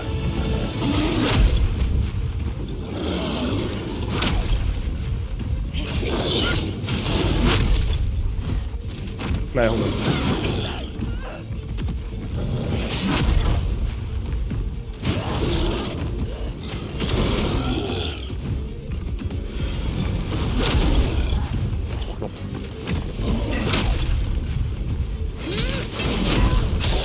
Pottenschar!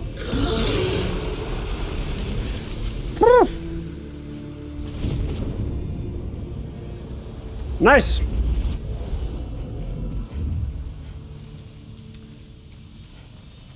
War zwischenzeitlich sehr, sehr knapp jetzt. RIP Mr. Feuerspinner, jo.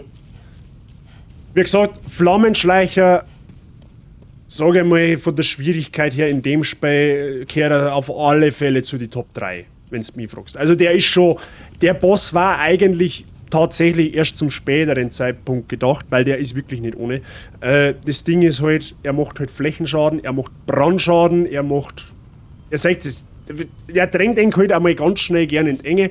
Das einzige Ding, was er halt wirklich hat, aber glaube ich, ist er als Boss an und für sich in der Situation ziemlich einzigartig. Er weicht von sich aus zurück, was Eng dann natürlich die Zeit gibt, Eng wieder zum Heilen oder Wasserschleier aufzusetzen. Okay, aber er setzt Eng dafür so generell gut unter Druck, vor allem da, wie das da zum Beispiel. Die Arena ist mit Lava durchdrängt, das heißt, wenn ihr da reinrennt, kriegt ihr zusätzlich nur Schaden. Wie gesagt, Flammenschleicher ist eine Hürde in dem Spiel, aber die, wenn ihr überwunden habt, dann geht's relativ gechillt weiter. Also ich sage mal so, jetzt für die nächste Zeit war das so ziemlich der schwerste Boss. Ja? So, was haben wir gelernt, Freunde der Sonne? Wir haben wieder menschlich, also ab in den Nexus, wir nehmen die glühende Dämonenseele mit, die wir, wie gesagt, nicht verwenden werden, weil Platin-relevant. So, das heißt, wir haben menschlich, zurück in den Nexus und dann wieder Arschbombe ins Obergrauen, weil wir wollen nicht menschlich sein, sondern in Seelengestalt durch Gegend rennen. Mrs. Renhale, hello and have fun during your lurk. I'm glad that you're here. Again, as always. Enjoy the stream. Gut, Arschbombe ist geglückt, das ist gut für uns, jetzt nehmen wir unsere Seelen wieder mit. Kurz an der Stelle, weil ich höre schon die ersten Souls-erfahrenen Spieler schreiben, Bazi, du 43.000 Seelen, kannst doch nicht weitergehen, du musst investieren. Ja, ist ein berechtigter Punkt, das kann man natürlich machen. Ich tue es nicht, weil das bringt uns nachher nämlich dann nicht durcheinander, wenn es um Skillen geht. Ja, wenn ich jetzt die 43.000 Seelen um die Ohren schmeiße, dann weiß ich später, oder mir darf es wahrscheinlich jetzt eher nicht passieren, weil ich weiß, was ich skillen muss, aber wenn ihr das nachspielt, oder für den Fall, dass irgendwann einmal mehr versucht nachzuspielen, dann kennt es eng vielleicht nicht mehr so wirklich aus, wo es wann wie geskillt gehört. Deswegen nehmen wir die Seelen mit und ich kann eng ja im Notfall ja den Trick zeigen mit Spiel schließen. Also effektiv gängen uns die Seelen sowieso nicht verloren, abgesehen davon. So, wenn wir wieder in Seelengestalt haben, zurück in den unterirdischen Tempel. Es geht episch weiter. Ich spoiler denk, wir haben jetzt gleich wieder einen Boss. Und den Boss, den wir jetzt machen, da hilft uns die ganze Angriffskraft nichts. Ja? Wenn uns der erwischt, Feierabend. Tatsache. Ja? Optisch der wohl geilste Boss, den wir jemals in irgendeiner Soul-Spiel implementiert haben. Also, wie gesagt, optisch. Und ihr seht es, schaut mal beim Keilstein des Gräberkönigs, Freunde der Sonne. Wir haben ja jetzt das, was ihr jetzt seht, das richtig schöne, fette, grelle Leuchten, ist eine komplett weiße Weltentendenz. Ja, eine Pure White World Tendency. Das ist das, was wir eigentlich wollen. Genau das, die kann uns jetzt, solange wir nicht in Menschenform da drinnen sterben, nimmt uns diese Worldwide, diese komplette weiße Weltentendenz niemand mehr weg. Ihr habt's, wenn ihr 2 Bosse legt in einem Keilstein und nicht als Mensch stirbt. Ja? So einfach gang's. Wenn man's denn weiß. Also du hättest gerne ein Bier. Nix gibt's. Also von mir aus schon, aber gut. Also, wir haben mal wieder menschlich, wir haben nicht mehr menschlich, das ist wichtig. Und jetzt, Freunde der Sonne, kommt einer der epischsten Bosse, die ich jemals optisch betrachten durfte. Die Wette sagt nein. Achso, was für eine Wette, by the way. Habe ich irgendwas überlesen? So, Freunde der Sonne. I proudly present to you Mr. Drachengott.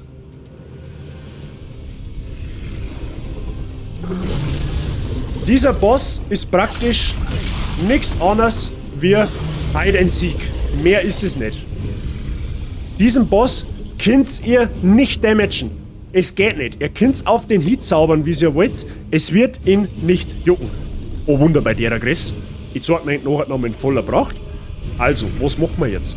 Die Aufgabe ist, dass man immer auf dem Weg verteilt solche Säulen. Ihr seht, der ist von Herrgott, wer auch immer den Idioten erschaffen hat, mit ein paar Augen zu viel bestückt worden. Der hat 8 Augen. Und ihr seht, der lurt. Und der lurt nur auf eines, und zwar auf Bewegungen. Das heißt, wenn der da herschaut in die Richtung und ich gehe da hin, dann kriegen wir eine Rückhand-Bandschelle, die was ich ganz gewaltig gewaschen hat. Ja? Also sprich, wir haben ein One-Hit, so und anders. Ja? Jeder Treffer von dem One-Shottet uns. Das heißt, dieser Boss, den müsst ihr in dem Sinn eigentlich nicht bekämpfen wie jeden anderen. Ihr müsst eigentlich nur Verstecker spielen mit ihm. Den erledigt man dann auf eine ganz andere Art und Weise. So, natürlich ist das jetzt ein wenig tricky, weil die Wege sind natürlich blockiert. Eigentlich ist vorgesehen, dass ihr mit am Schwert da hinlauft in aller Stress, in allem Stress, was ihr haben könnt. Dann müsst ihr das Zeug zerdeppern. In der Zeit hoffen wir, dass der Idiot da drum nicht entdeckt und nicht einen wischt. Wir machen das einfach ganz anders. Wir stellen uns ungefähr hin. Das ist ein bisschen eine Gefäßsache. Und wir zaubert man das Zeug einfach kaputt. Ungefähr so, die Steine kann man nicht anvisieren. Da müsst ihr ein bisschen mit der Kamera spielen. Aber das ist durchaus eine Möglichkeit. So, und ihr seht es, man kann das auch auf die Seite zaubern. Jetzt schauen wir auf den Mr. Drachengott, wo er hinschaut. Gerade ist ganz schlecht.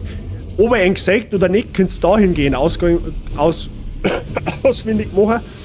Sind seine Augen gelb, merkt er gerade gar nichts. Wenn die Augen rot haben, schlechte Idee, dann hat er ihn nämlich erwischt oder irgendwann einmal gesehen. Das heißt, ihr müsst immer schauen, dass er gerade nicht herschaut und dann Beine in die Hand nehmen. Und dann aktivieren wir dieses Ding hier.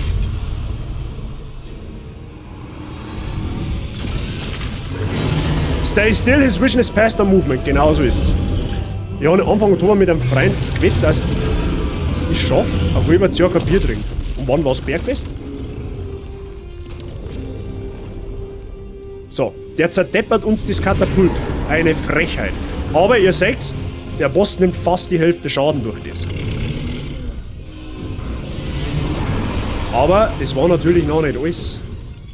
Bergfest quasi Silvester, okay. Ah, dann hast du tatsächlich noch wenn du es am Bergfest abgeschlossen hast.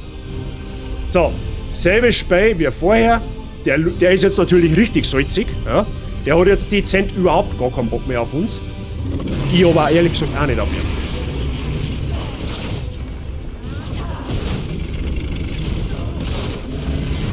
Zaubert man die Barrikade dann mal kaputt.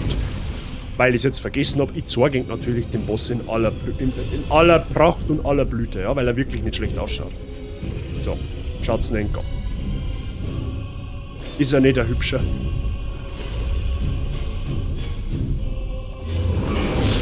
So große Fliegel. Na, Bergfest so quasi die Mitte eines. Achso, was ist Silvester? Ah, okay. Silvester war vor. in dem halt, was so heißt, Silvester war die Mitte von... Okay, dann hat er praktisch noch bis März. Ja gut, das geht. Und einen Schwanz hat er auch einen langen. Was? Hab ich nicht gesagt. Ist egal. So, weiter geht's, Freunde. Wir haben zwar immer noch gut in der Zeit, aber der Schritt ist tatsächlich... Da kann man auch mal sterben, so ist es jetzt nicht. Und ihr seht es, der ist unflauschig drauf.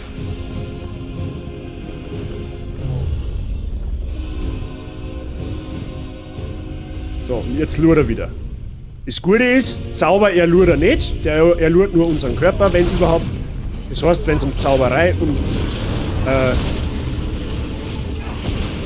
ja, Steine im Weg beseitigen geht, kennt er das nicht. So, dann wirst du wieder abgehen. Im Notfall immer zweimal schauen, wie sein Blick ist. Wenn er nämlich da mit einer schaut, dann kann man meinen, ja, er schaut da hinten. In Wirklichkeit schaut er aber genau da mit her. Also warten, bis er da umschaut. 14 Cent nehmen wir nur bis zur nächsten Säule, keinen Schritt weiter. Süßes Kindchen, ja. Wenn dieses Kindchen ist, möchte ich den Vater nicht sehen.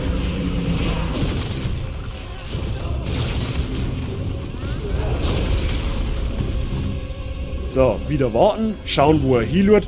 Jetzt war es so, dass man, wenn er da hinten schaut, sollte man das Rennen, glaube ich, anfangen. Ich bin mir aber jetzt gerade ehrlich gesagt selber nicht sicher.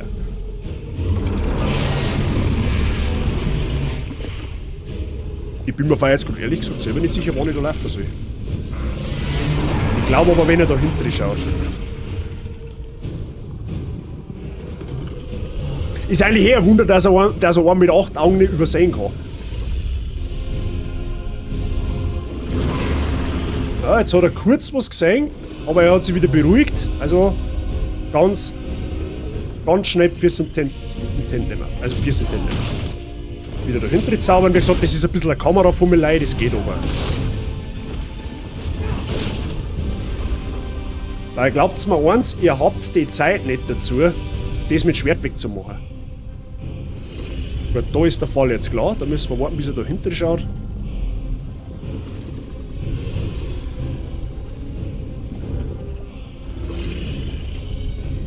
Dann wieder daher, hinter der Säule, ganz entspannt.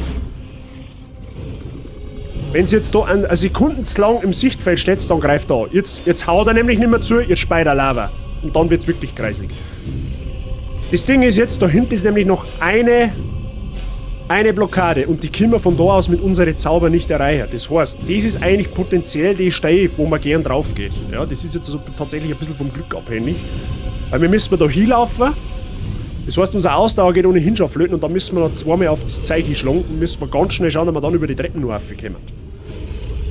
Der hat 8 Augen insgesamt, deswegen habe ich ja gesagt, das ist eigentlich ein Wunder, dass der generell überhaupt nichts blitzt, wenn wir wieder umeinander rennen. Weil, wenn ich mal mit 8 Augen, mit 4 auf jeder Seite, also bitteschön, dann musst du den erst. Gut, wenn der mit so viel machen muss, wird es teuer. Leider mit pauschal behaupten, aber gut, das ist ein anderes Thema. So, also. Wie gesagt, wir haben noch eine Blockade vor uns, also aufpassen, nehmt unbedingt ein Schwert in beide Hände, damit es mehr Schaden macht, weil sonst kommt es da nicht rechts. Glaubt mir das. So, jetzt warten wir nur einmal, bis er da hinten lurt und dann nehmen wir 14 Cent, so schnell wie es irgendwie geht und hoffen, dass er uns nicht grillt.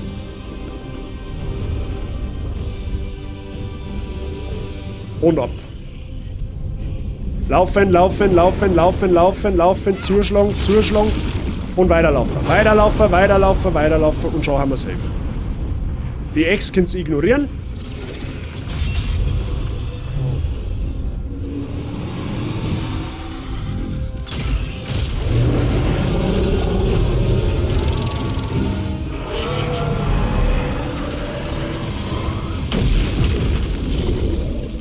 Jetzt ist rum. Jetzt macht er nichts mehr. Er ist noch nicht besiegt.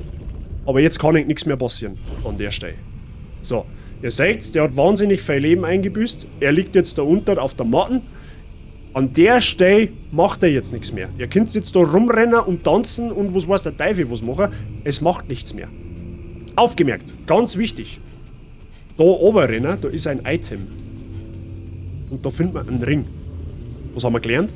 Alle Ringe sind platinrelevant. Der Ring des Meisters liegt da verborgen und versteckt. Dann, sage ich auch noch etwas, wissen Fei nicht über Sängern Fei, ist zwar für uns nicht relevant, aber der Vollständigkeit halber sage ich es natürlich. Wir finden nämlich da drin eine Waffe. Eine schwere Waffe, ja, für Stärkebuilds. Ja. Kann man gut vorstellen, dass das der eine oder andere Souls-Neuling oder vielleicht auch erfahrener Souls-Spieler noch nicht gewusst hat, dass diese Waffe hier existiert oder dass die da gibt. Und zwar ist die da, wo wir reinkommen haben. Es ist zeitlich nichts begrenzt, also der wird jetzt nicht auf einmal wieder lebendig. Da braucht es nicht da. Und zwar findet ihr da den sogenannten Drachenknochenbrecher. Ja. Wird man nicht verwenden, ist wie gesagt eine todesschwere Waffe. Ist für Stärkebuilds gedacht, nur der Vollständigkeit halber nehmen wir es mit. Braucht der man es eigentlich nicht. Man kann die später einem freundlichen NPC in einer komplett weißen Weltentendenz zeigen, also die, wo wir jetzt aktuell haben. Als Belohnung kriegen wir einen der höchsten Aufwertungsmaterialien für den Keilstein oder die höchste Aufwertungsmaterialie, ist für uns aber wie gesagt nicht relevant. So, wenn wir das erledigt haben, dann kümmert man uns um Mr. Meister Drachengott. Rennen wir erstmal nach rechts, weil da gibt es natürlich auch Loot zum Holen. Ja, in einem Bossraum gibt es meistens Loot. Nämlich das da. Nämlich die Seele eines legendären Kriegers. Die sind verdammt viele Seelen, wenn du mich fragst. So, Freunde, und jetzt aufgemerkt, das ist jetzt ganz wichtig. Wir haben ja vorher die Handwaffe Gotteshände gefunden. Die braucht man bei diesem Boss. Warum? Wenn ihr nämlich diesen Drachengott mit den Gotteshänden besiegt, kriegen wir mir 2 Trophäen. Einmal fürs Legen generell und einmal fürs Legen mit den Drachenhänden. Mit den Gotteshänden. Ja? Das heißt, ihr dürft jetzt auf keinen Fall diesen Boss mit einer Waffe töten oder mit einem Zauber töten. Ich darf es jetzt theoretisch schon, weil ich die Trophäe schon habe, auf dem Profil. Der Sicherheitshalber, der macht eigentlich immer nur Schaden. Und zwar immer, wenn er den Feueratem macht. Also, Wasserschleier eine. Und dann druckt sie ihm jetzt einmal das Leben so weit runter, dass er nur noch ein bisschen was hat.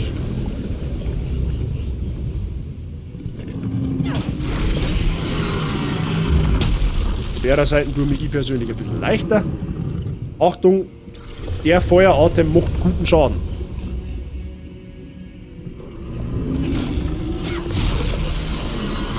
So, Waffe in Ohrhand nehmen, damit wir weniger Schaden machen, weil das kann man ein bisschen timen.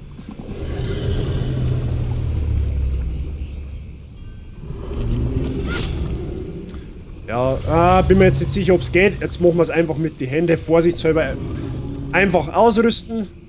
Wir haben ja natürlich jetzt nicht die Attribute dafür geskillt, dass die mehr Schaden machen. Wir machen jetzt sehr, sehr wenig Schaden mit den Dinger. Ja? Aber es lohnt sich auch nicht für eine Trophäe, das Ding komplett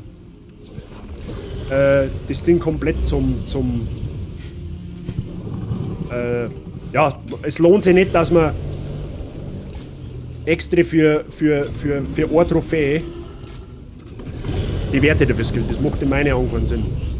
Wenn es das hat, dann auf alle Fälle wieder Wasserschleier ausrüsten, damit ja nichts passiert. Und dann einfach, wir machen mal ganze 3 Damage. Ja, das kann jetzt ein bisschen dauern. Ich muss jetzt wie gesagt nicht machen, aber ich mache es der Vollständigkeit wieder.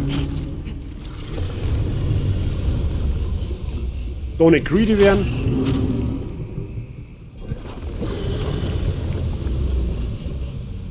Einfach, seht ihr es? Das macht nicht wenig Damage. Das trotz Wasserschleier.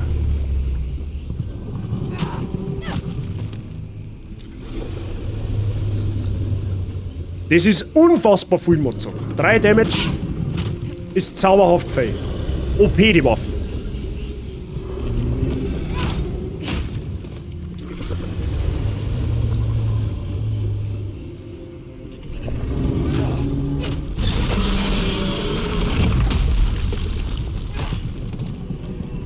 Immer wieder einen Wasserschleier da oben links mit dem Schildsymbol im Auge behalten. Wenn der abläuft, einfach noch buffen. Und dann sind wir fein. Hoppala, der atmet gleich wieder. Schläft der nur, der ist angeschlagen, weil der 2 massive Armbrustbolzen in der Brust hat. Wie gesagt, da macht der kann an sich jetzt nichts mehr da. Wie gesagt, der Feueratem ist ein bisschen gefährlich. Da kann er nur damagen. Man kann den auch schneller machen, aber wir brauchen ja 2 Trophäen, also müssen wir mit den Gotteshände legen. Gut, dass wir noch eine halbe Stunde Zeit haben.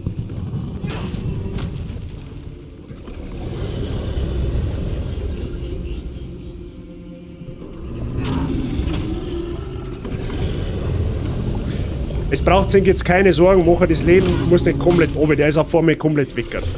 Also wenn du einen gewissen Punkt erreicht hast, dann haut es einem das Leben auf einmal runter.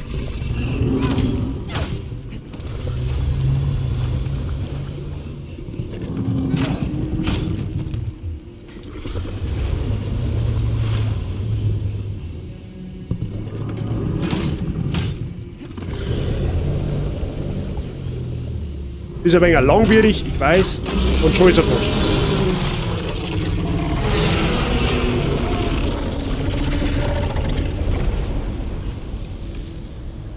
Dämon besiegt. Körper wiederhergestellt. Das Spiel geht halt auch davon aus, dass du nicht zu viel Schaden machst. Richtig. Gut. Da kriegt ihr jetzt, wie gesagt, wenn ihr es so macht, 2 Trophäen. Einmal für den Drachengott an und für sich, fürs Legen vom Boss das erste Mal, und einmal eben, weil ihr zusätzlich mit den Gotteshände besiegt habt. Ja? Die kriegt ihr nur dann. Wie gesagt, ich hätte es schneller machen können, weil ja ich die Trophäe schon habe. Es merkt, ich habe keine Trophäe nicht gekriegt.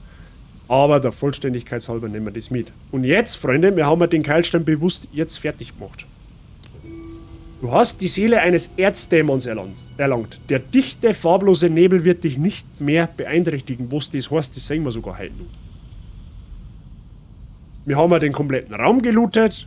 Wir haben diese komplette Welt abgeschlossen. Wir müssen jetzt in dieser Stelle oder in diesem Keilstein bis auf eine winzige Kleinigkeit später nichts mehr erledigen. Wir haben mit diesem Keilstein komplett fertig.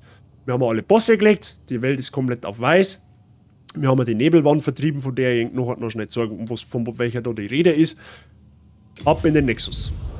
Suizid, ja, das sollte man vielleicht nicht sagen. Arschbombe des Obergrauens machen. Und dann, Freunde, macht man eine von meinen Lieblingsbeschäftigungen in dem Spiel, nämlich aufwerten. Und zwar saftig. Schaut's mir an, was wir jetzt aktuell Seelen haben. 70.000. Bazi der Drachentöter. Ja, ausnahmsweise da die dies jetzt sogar so durchgelassen, wenn du mich fragst. So, Arschbombe des Obergrauens. Oder ja.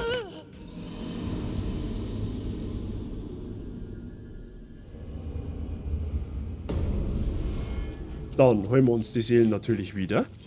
Ist aber sowieso klar. Weil wer Lust schaut gern 70.000 Seelen in der Gegend rumliegen. Vermutlich keiner. Sammeln wir auf.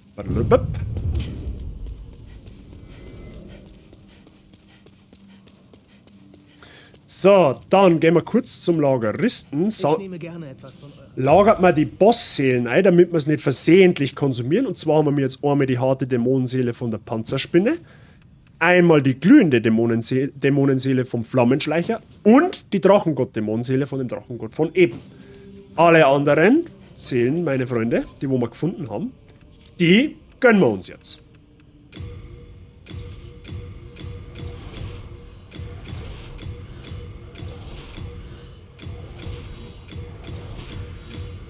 Und siehe da, wir haben jetzt geschlagene 96.531 Seelen. Das ist mehr als saftig.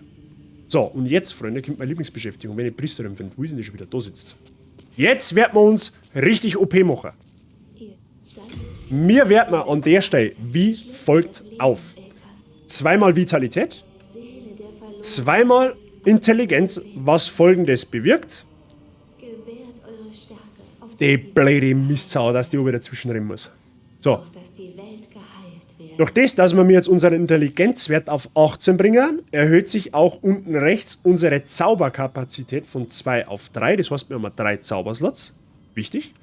2-mal Kondition. Und jetzt, Freunde, Rest wieder in Magie. Und wenn das nicht OP ist, dann weiß ich es auch nicht. Wir haben jetzt Seelenstufe 40. Ja? Ich bin jetzt tatsächlich am Überlegen, weil 30 nämlich Hardcap für Magie ist, ob man vielleicht dort 3 abzwickern und der 4. Ja, kann man da eigentlich 4 abzwickern, weil.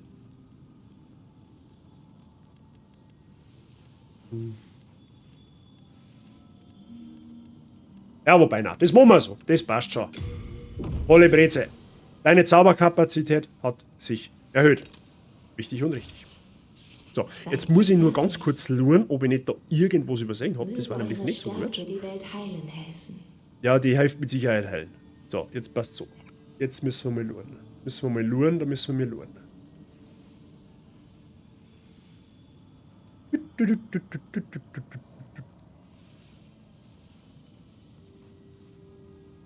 Jetzt habe ich zwar eine Kleinigkeit vergessen, aber das macht gar nichts. Das macht gar nichts, weil wir die Seelen sowieso klein angreifen. Ich habe jetzt tatsächlich vergessen, dass wir uns einen Zauberschutz nachholen. Um jetzt mathematisch nicht komplex zu werden zu wollen, das ist fucking viel. Ja! Zu diesem Zeitpunkt ist das wahrlich fucking viel. Jetzt passt so, macht Freunde, kurzer Exkurs. Ich habe eine Kleinigkeit übersehen. Das macht aber gar nichts. Das ist eine Sache auf einen Kampf, auf einen Gegner. Überhaupt nicht tragisch. Ich brauche nämlich 5000 Seelen, damit wir nämlich noch diesen Zauberschutz erlernen können, den wir fürs nächste Gebiet brauchen. Ja, der kostet 5000 Seelen, das habe ich tatsächlich jetzt übersehen. Schande über mein Haupt. Gut, dass ich Notizen habe. Ansonsten haben wir bis daher alles richtig gemacht. Und ihr hoffentlich auch, wenn sie es noch spät. So, da haben wir wieder Meistergegner Zipfelklatscher. Ja, wo eventuell einen reinen Klingenstein droppen kann. Ja gut, Wasserschleier wollte ich jetzt eigentlich nicht ausrüsten, aber gut. Mittlerweile fast zuschatten mir die Gegner. Gibt genug Seelen. Und eine Klingensteinscherbe. Das ist leider das Falsche. Gut. Nochmal zurück in den Nexus. Ich glaube, wir schaffen sogar noch einen Boss, Freunde. Jetzt wird es nämlich relativ schnell, relativ zügig, relativ einfach. Und zwar brauchen wir wieder Ehrenbazi Meister Zauberlehrling. Bei dem wir uns für 5000 Seelen, die wir ja jetzt locker haben, holen wir uns den Zauberschutz. Der verringert den eingehenden physischen Schaden um 40%. Ah, genau. Und dann müssen wir natürlich Folgendes tun. Mit Zauber merken. Wir haben jetzt wieder einen Slot frei, weil wir haben einmal Flammenstoß, was einen Slot braucht. Das steht übrigens rechts. Wasserschleier und jetzt rüsten wir Schutz noch mit zusätzlich aus. Ja? Home oder nicht Home, meine Freunde. Dann haben wir soweit alles erledigt und wir gehen in Akt 1, Pfad des Herrschers, wo wir beim allerersten Stream letztes Mal, wo Demon's Souls die Phalanx getötet haben. Da geht es jetzt erstmal weiter. Und das schaffen wir noch, weil der Abschnitt ist nicht sonderlich schnell. Ist nicht sonderlich viel. Er geht relativ schnell, würde ich sagen. So. Wir hätten jetzt tatsächlich die Ausrüstung noch reparieren können, aber das macht jetzt nichts, weil das machen wir jetzt einfach so. Jetzt Wettstein benutzen. Dann ist unsere Waffe wieder scharf gestellt. Da brauchen wir jetzt tatsächlich so gut wie keine Magie. Das heißt, wir rüsten jetzt da den Ring der Gunst aus, dass die Drop-Chance für Items erhöht wird, weil mehr Heil-Items haben bekanntlich auch mehr gut. Und ich spoilere es jetzt schon mal vorweg. Jetzt, aktuell, sind wir absolut overpowered in dem Gebiet. Uns kommt da eigentlich überhaupt nichts gleich. Könnt ihr euch an die Blobs noch erinnern? Die haben One-Shot. Und sie machen bei uns auch fast keinen Schaden mehr.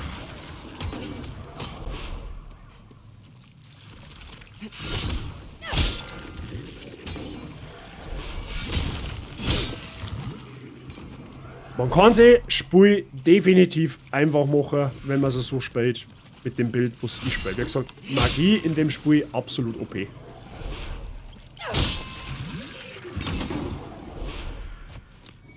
Immer schön Loot aufsammeln, weil mehr Loot, mehr gut. Muss ich nicht verzeihen. So. Auf alle Fälle findet man darin wieder Ehrenbazi Meister Ritter Ostrava. Den haben wir im ersten Teil, also beim letzten Mal, schon einmal kennengelernt. Das ist der Ritter, wo ich verzeiht habe, der Fable dafür hat, sich ständig in Schwierigkeiten zu bringen. Da ist er wieder. Hallo ihr da, hier drüben. Ich bin es, Ostrava. Seht mich an. Erneut von den Schrecken eingekesselt. Würdet ihr mir noch ein letztes Mal helfen? Beseitigt die Soldaten in dieser Passage, ich bitte euch. Der Pfad des Herrschers, gleich dort drüben, ist nun das Jagdgebiet der Drachen. Gebt ja gut Acht. Das machen wir doch gern. Wir müssen den Typen mal wieder aus seiner misslichen Lage befreien. Das ist dahingehend wichtig, wir müssen den seine Questline erfüllen, weil das ist Platin-relevant. Wir brauchen wir später. Später einmal gibt es eine Assassinen-Quest, da müssen wir leider Gottes alle NPCs töten, damit wir mir später an einen gewissen Ring drankommen. Und der Ostrava, wenn wir seine Questline beenden, stirbt uns. Ja, das ist von seiner Questline her so vorgesehen. Und wenn er das nicht tut, dann sagt die Auftraggeberin dann, ja, ihr müsst jetzt den eigentlich umbringen, aber der ist ja praktisch, den Kind praktisch nicht umbringen, weil er dann nicht mehr da ist. Also der spawnt quasi dann nicht, obwohl er noch lebendig ist. Dann könnt ihr die Questline nicht machen. Ja, das wäre unflauschig. So, an der Stelle haben wir ein Problem. Und zwar wird das alles von Drachen bewacht. Das Gemäuer da. Den Loot könnt ihr gepflegt ignorieren. Völlig irrelevant. Einfach durchlaufen. Ich weiß zwar nicht, warum der Drache so lange braucht, aber gut. So, der zennt nämlich den Pfad da. Wir finden jetzt da herum. Ein weiteres Teil unserer Magie-Ausrüstung. Ihr seht, wir one-shotten auch hier jeden Gegner. Und zwar den Holzfokus. Das ist ein Zauberstab. Und zwar ist es dieser Zauberstab, von dem ich euch verzeiht habe. Dieser Zauberstab erhöht unseren magischen Schaden um 15%. Dafür geht allerdings unser Mana-Pool ein klein wenig zurück. Das macht aber nichts, weil wir mir später genügend Mana haben werden, damit wir mir, ja, sage ich mal, richtig ballern können. Ja? Das heißt, wir haben ja jetzt, wenn wir es Chris, also diesen Einhanddolch nebenher halten und mit dem Holzfokus zaubern, machen wir 40% mehr Schaden. Jetzt aktuell brauchen wir das nicht, weil wir mir alles mit dem Schwert machen. Ja? Aber später nehmen wir das. So, einmal in den Keller gehen und einfach umdrehen und nach links gehen. Da wo unser Ostrava, unser Meisterritter Ostrava war. Ja? Da steht einer ums Eck. Da steht, glaube ich, auch einer ums Eck. Nein, da steht keiner ums Eck. Aber da können wir gleich schützen. Also aufgemerkt. 1, 2, dann wieder 2. Ganz easy. Wir sind einfach in dem Punkt des Spiels momentan richtig OP. Da findet man einen Ring der Blutungsresistenz. Lohnt sich also auch schon mal, dass wir da lang gehen. Und da, meine Freunde, das Kyras des blauäugigen Ritters. Das ist jetzt tatsächlich ein Rüstungsteil, was wir ausrüsten. Bringt uns, dass wir auch besser ausschauen. Und bringt uns zudem noch dazu ein bisschen mehr Tankiness. Ja? Also wir halten jetzt ein klein wenig mehr aus wie vorher. Ja, und das nehmen wir doch gern mit. So, Meisterritter Ostrava. Zum zweiten Mal. Ja, probier mal Ausrufezeichen Points. Probier das einmal. Ich kann das nicht garantieren, ob das funktioniert. Hier ein Zeichen meiner Dankbarkeit. Bitte nehmt es an. Dunkelmondgras ist ist das beste Heil-Item, was es in dem Spiel gibt. Ja. Das gibt uns als Belohnung. Okay, das funktioniert auch nicht. Ich kann dir jetzt nicht sagen, wie man das einrichtet. Da müsst ihr mal schauen. Aber du bist vorne dabei, sagen wir es mal so. So, auf dem Rückweg nehmen wir den ganzen Loot mit, den wir übersehen haben.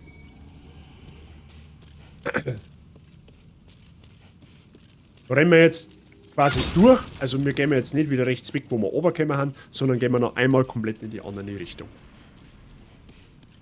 Da gibt es eine Stelle, da müsst ihr ein bisschen aufpassen, das zeige ich jetzt gleich.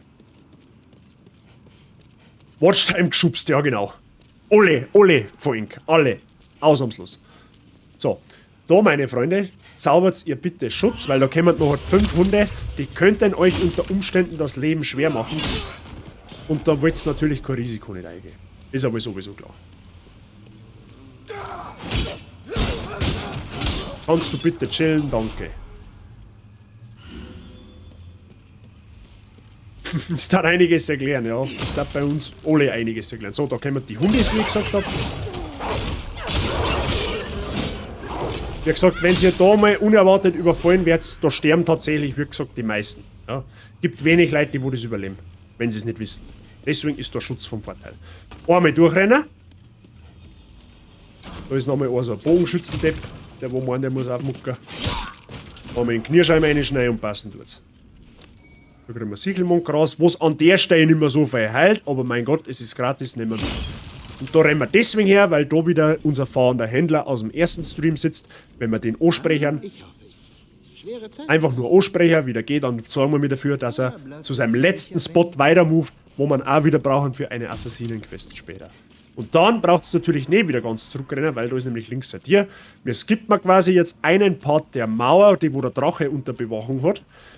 Da haben wir uns also da das Leben auch schon leicht machen. Keine Sorge, ihr verpasst dort keinen nennenswerten Loot. Ja, sonst darf ich hier rennen. Einfach aufrennen, weil da gibt es zwar gratis Gegner, die uns Seelen geben. Und unnütze Fernkampfwaffen sowie Munition, was wir nicht brauchen. So, das braucht auch kein Schwein. Ich hasse es, wenn du vom Drache redest. Warum? Achso, ja, nicht der Drache, um Gottes Willen. So, da ein wenig aufpassen. Da haben ein paar Kuchenbrunzer, die meinen, sie haben cool, weil sie ein wenig mit der Armbrust umeinander schießen. Im Endeffekt haben sie nicht cool. So, einfach beseitigen und einmal durch die Nebelwand. Den Part hat der Drache natürlich auch unter Bewachung, also im Endeffekt die ganze Mauer. So, einfach Schutz zaubern. Nicht Wasserschleier. Mal kurz vorhalten. Schutz zaubern. Dann nochmal kurz warten, bis er nochmal zurückkehrt, weil sonst wird es zeitlich ein bisschen eng. Ihr braucht da einfach nur durchrennen. Mehr müsst ihr da nicht machen.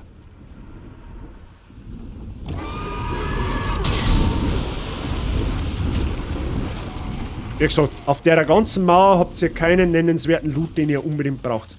Und jetzt ist halt der Vorteil, dass wir mir so dermaßen stark haben, dass selbst die Blauaugenritter, die wo da jetzt stehen, ziemlich böse aus der Wäsche schauen werden. Erstens mal machen sie fast keinen Schaden und sie sind... Ja, hörst jetzt du dein Blocken auf, du Arschloch, du Blitz. Eigentlich sind es Tuschat, ja? Also ziemlich simpel. Auch der Rutzer wird nicht viel ausrichten können. 1, 2, tot, Ende. Und er gibt uns groß. Also heilgroß. So, Freunde der Sonne. Die Tür da, die ist verschlossen. Noch, da kommen wir noch dazu. Zwar nicht heute, aber da werden wir noch dazu kommen. Da kommen wir so ziemlich genau das nächste Mal dazu. Wir nehmen jetzt da den Weg nach oben. Da gab es eine Echse. Wenn es schon da ist, nehmen wir es halt mit. Mein Gott, man bringt uns zwar nichts. Aber mein Gott, weil es schon so schön fragt, dass wir es zusammenhauen, dann hauen wir es halt zusammen. Da gehen wir auch nur aus einem Grund auf, weil erstens einmal sehen, das haben wir mehr sekundär gemeint, aber wir finden da einen blauen Stein, den brauchen wir wie gesagt später. Und da gibt es noch zweimal Gratis-Loot in Form von Seelen, was wir natürlich auch gerne mitnehmen. Mehr Loot, mehr gut. Königslotus werden wir bald brauchen. Wir kommen nämlich bald in ein Gebiet, wo wir verseucht bzw. vergiftet werden können. Dieser Königslotus heilt diesen Zustand. Ja? So. Boss-Time, Freunde, weil haben wir auch noch nicht gehabt und das passt perfekt. Das passt zeitlich halt absolut perfekt. Super flauschig. So, normalerweise kam jetzt ein Boss, der an und für sich relativ einfach ist. Wir können den Boss aber jetzt aufgrund der Tatsache, dass wir mir so dermaßen stark haben, noch einfacher machen, als wie das sonst geht. Da ist auch natürlich wieder so, man kann 2 Trophäen abgreifen bei dem Boss. Außer du verreckst sie mal. Ja gut, dann natürlich nicht. Wir können den Boss... Wir müssen den Boss wieder so machen. Jetzt fällt es mir erst auf, wo bist denn du hin? Wie, wo bist denn du hin? Was meinst du denn jetzt? Achso. Oh, ich hab meine Kamera nicht mehr eingeschaltet. Lul, da bin ich. Okay, der Moment, wenn dir das eine halbe Stunde später auffällt. Sorry, das ist mir selber nicht aufgefallen. Entschuldigung. Also, da bin ich wieder, also ich lebe noch. So, kurz zurück zum Thema. Diesen Boss kann man auch widerlegen, dass man 2 Trophäen kriegt. Und zwar haben bei der Arena von dem Boss obenrum lauter Schützen verteilt. Wenn ihr diese Schützen nicht ausschaltet, sondern nur den Boss legt, kriegt ihr 2 Trophäen. Und genau das macht man. Unter anderem haben wir auch deswegen den Schutzzauber dabei. Ist nicht wirklich so, dass wir es jetzt unbedingt drauf anlegen müssen. Aber falls uns die Schützen einmal erwischen, dann tut es uns fast gar nichts. Da kommt jetzt der Turmritter. Den Turmritter macht man ganz easy deswegen, indem er ihm einfach auf die Füße schlägt, so lange bis dass er umkippt. Und der nimmt eigentlich nur Schaden, relevanten Schaden, wenn man am Kopf beschädigt. Das passiert in dem Fall, wenn er dann umfällt. Durch das, dass wir mir mittlerweile so dermaßen overlevelt haben für das Gebiet, machen wir mir so einen anderen Schaden, wenn wir ihm auf die Zehen hauen. Ja, werd's gleich sehen. Also der Boss ist genau, der ist noch einfacher wie der letzte. Ich werde gleich sehen, wo wir mir Schaden machen.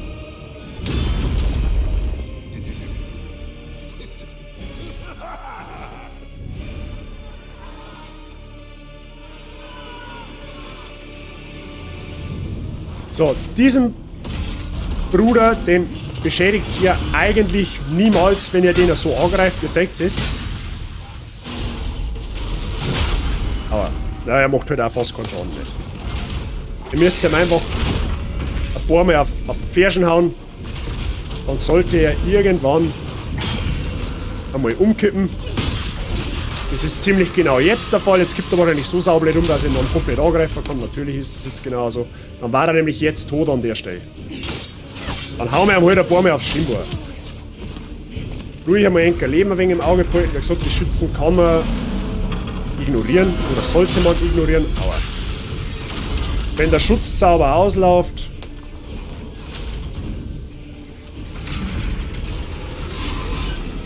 einmal kurz nachzaubern. Ja, er hat Schildsenkerknieschein. Ist doch gut. So, wieder alles in beide Hände nehmen. Ist jetzt ein bisschen unclean von mir. Normalerweise geht der easy peasy ganz schnell. Jetzt fällt er wieder um. Achtung auf seinen Schädel.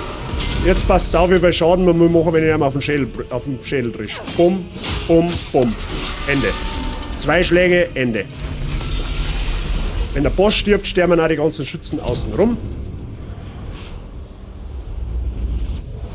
Und schau ist der nächste Bossi.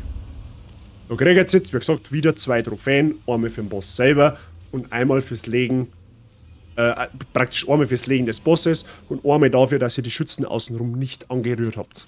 Ja? Gut, haben wir das auch erledigt. Wir sind mal wieder menschlich, nehmen wir die Seele mit, gehen wir in den Nexus, Arschbombe machen und gut ist.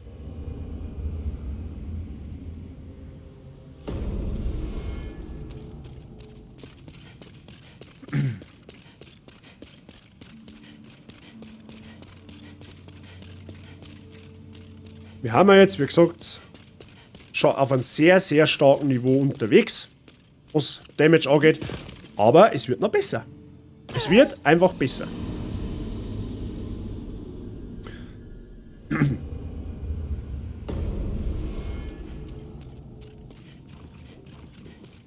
Gut, holen wir unsere Seelen nochmal zurück.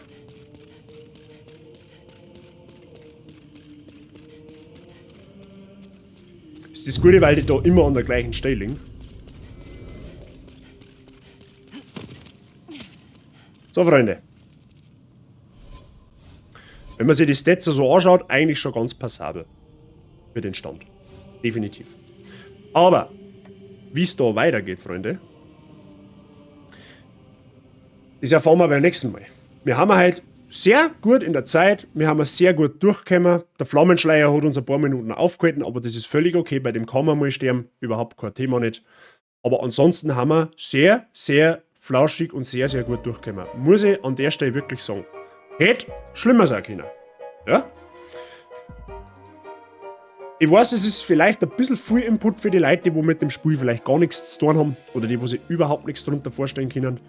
Aber ich denke mal, es kommt gut an. Oder es ist gut zum Zuschauen. Was meinst du? Gebt da mal ein bisschen ein Feedback. Jetzt haben wir 2 Streams gemacht. Ich glaube, es ist gut so, wenn wir es so weitermachen, oder? Ich schaue es mir an und denke mir, ah ja, kaputt. Ja, wenn man halt weiß wie. Das ist ja das. Wir spielen ja den Bild, den wo ich jetzt spiele, den wo ich in Gefahr mache, ja nicht umsonst. Magie in dem Spiel, wenn man es richtig skillt, wenn man die richtigen Items zur richtigen Zeit hält, absolut broken. Es ist einfach eine Tatsache. Das wird nicht anders. Der Schaden, den was du... Wie gesagt, wir werden wenn es gut läuft beim nächsten Stream, das müsste, wenn es gut läuft am Samstag spielen, Sonntag spielen wir, wenn dann wieder Demon's Souls, das weiß ich aber noch nicht der Plan, da muss ich mir morgen oder spätestens Freitag Gedanken machen. Normalerweise wird es so, dass wir Samstagmittag einen machen und Sonntagvormittag. Stand jetzt, das kann sich aber noch ändern, je nachdem. Wir werden später, eventuell beim nächsten Mal schon, den einen oder anderen Boss one-shotten. Ich sag's nur mal. Wir fetzen den Boss ja irgendwann so dermaßen über den Haufen, dass wir den Schau nicht mehr mitkommen, ja? So weit kann ich schon mal sagen. Der jetzige Run, der erste Run, wir werden das Spiel zweimal durchlaufen müssen. Mindestens. Ich glaube, ja, zweimal, ein drittes Mal können wir uns sparen, wenn man mit Spielstandüberschreibung macht.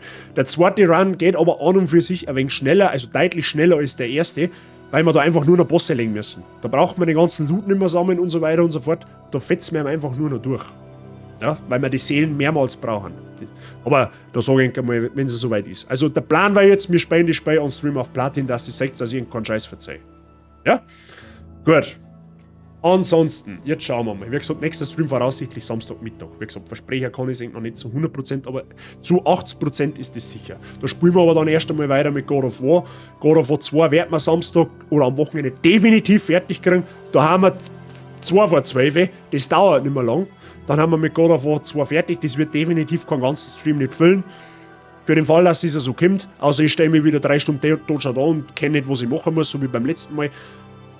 Dann gehen wir am Samstag bzw. halt am Wochenende generell gleich nahtlos in Teil 3 über. Ja? Dass wir einfach die Staffel God of War möglichst innerhalb der nächsten 2 Wochen zu Ende bringen, dass wir mal wieder Wind für 2 verschiedene Projekte haben. Ja? Aber dazu mehr, wenn es soweit ist. So weit kann ich schon mal vorausgehen. So, Freunde, jetzt schaue ich einmal, wer denn kriminell online war. Aus der Community. Wen hat man denn da aktuell? Ein Cookie, aber der hat 39 für. Vorschläge? Vorschläge? Immer her damit. Mir gefällt es, aber ich kann halt nicht sagen, ob das hilft. Es reicht, wenn du sagst, es gefällt. Dann ist es schon flauschig genug. Wenn wir jetzt natürlich keine Vorschläge haben, naja, dann wird es halt der Mr. Cookie. Der hat zwar 39 für, aber aus meiner Community oder aus unserer Community ist sonst aktuell niemand online. Außer der Cookie halt. Aber gut. So. Ansonsten habe ich eigentlich alles gesagt. Einen Cookie. Ja gut, dann schauen wir uns halt den Cookie an, wenn es das haben möchtest. Okay.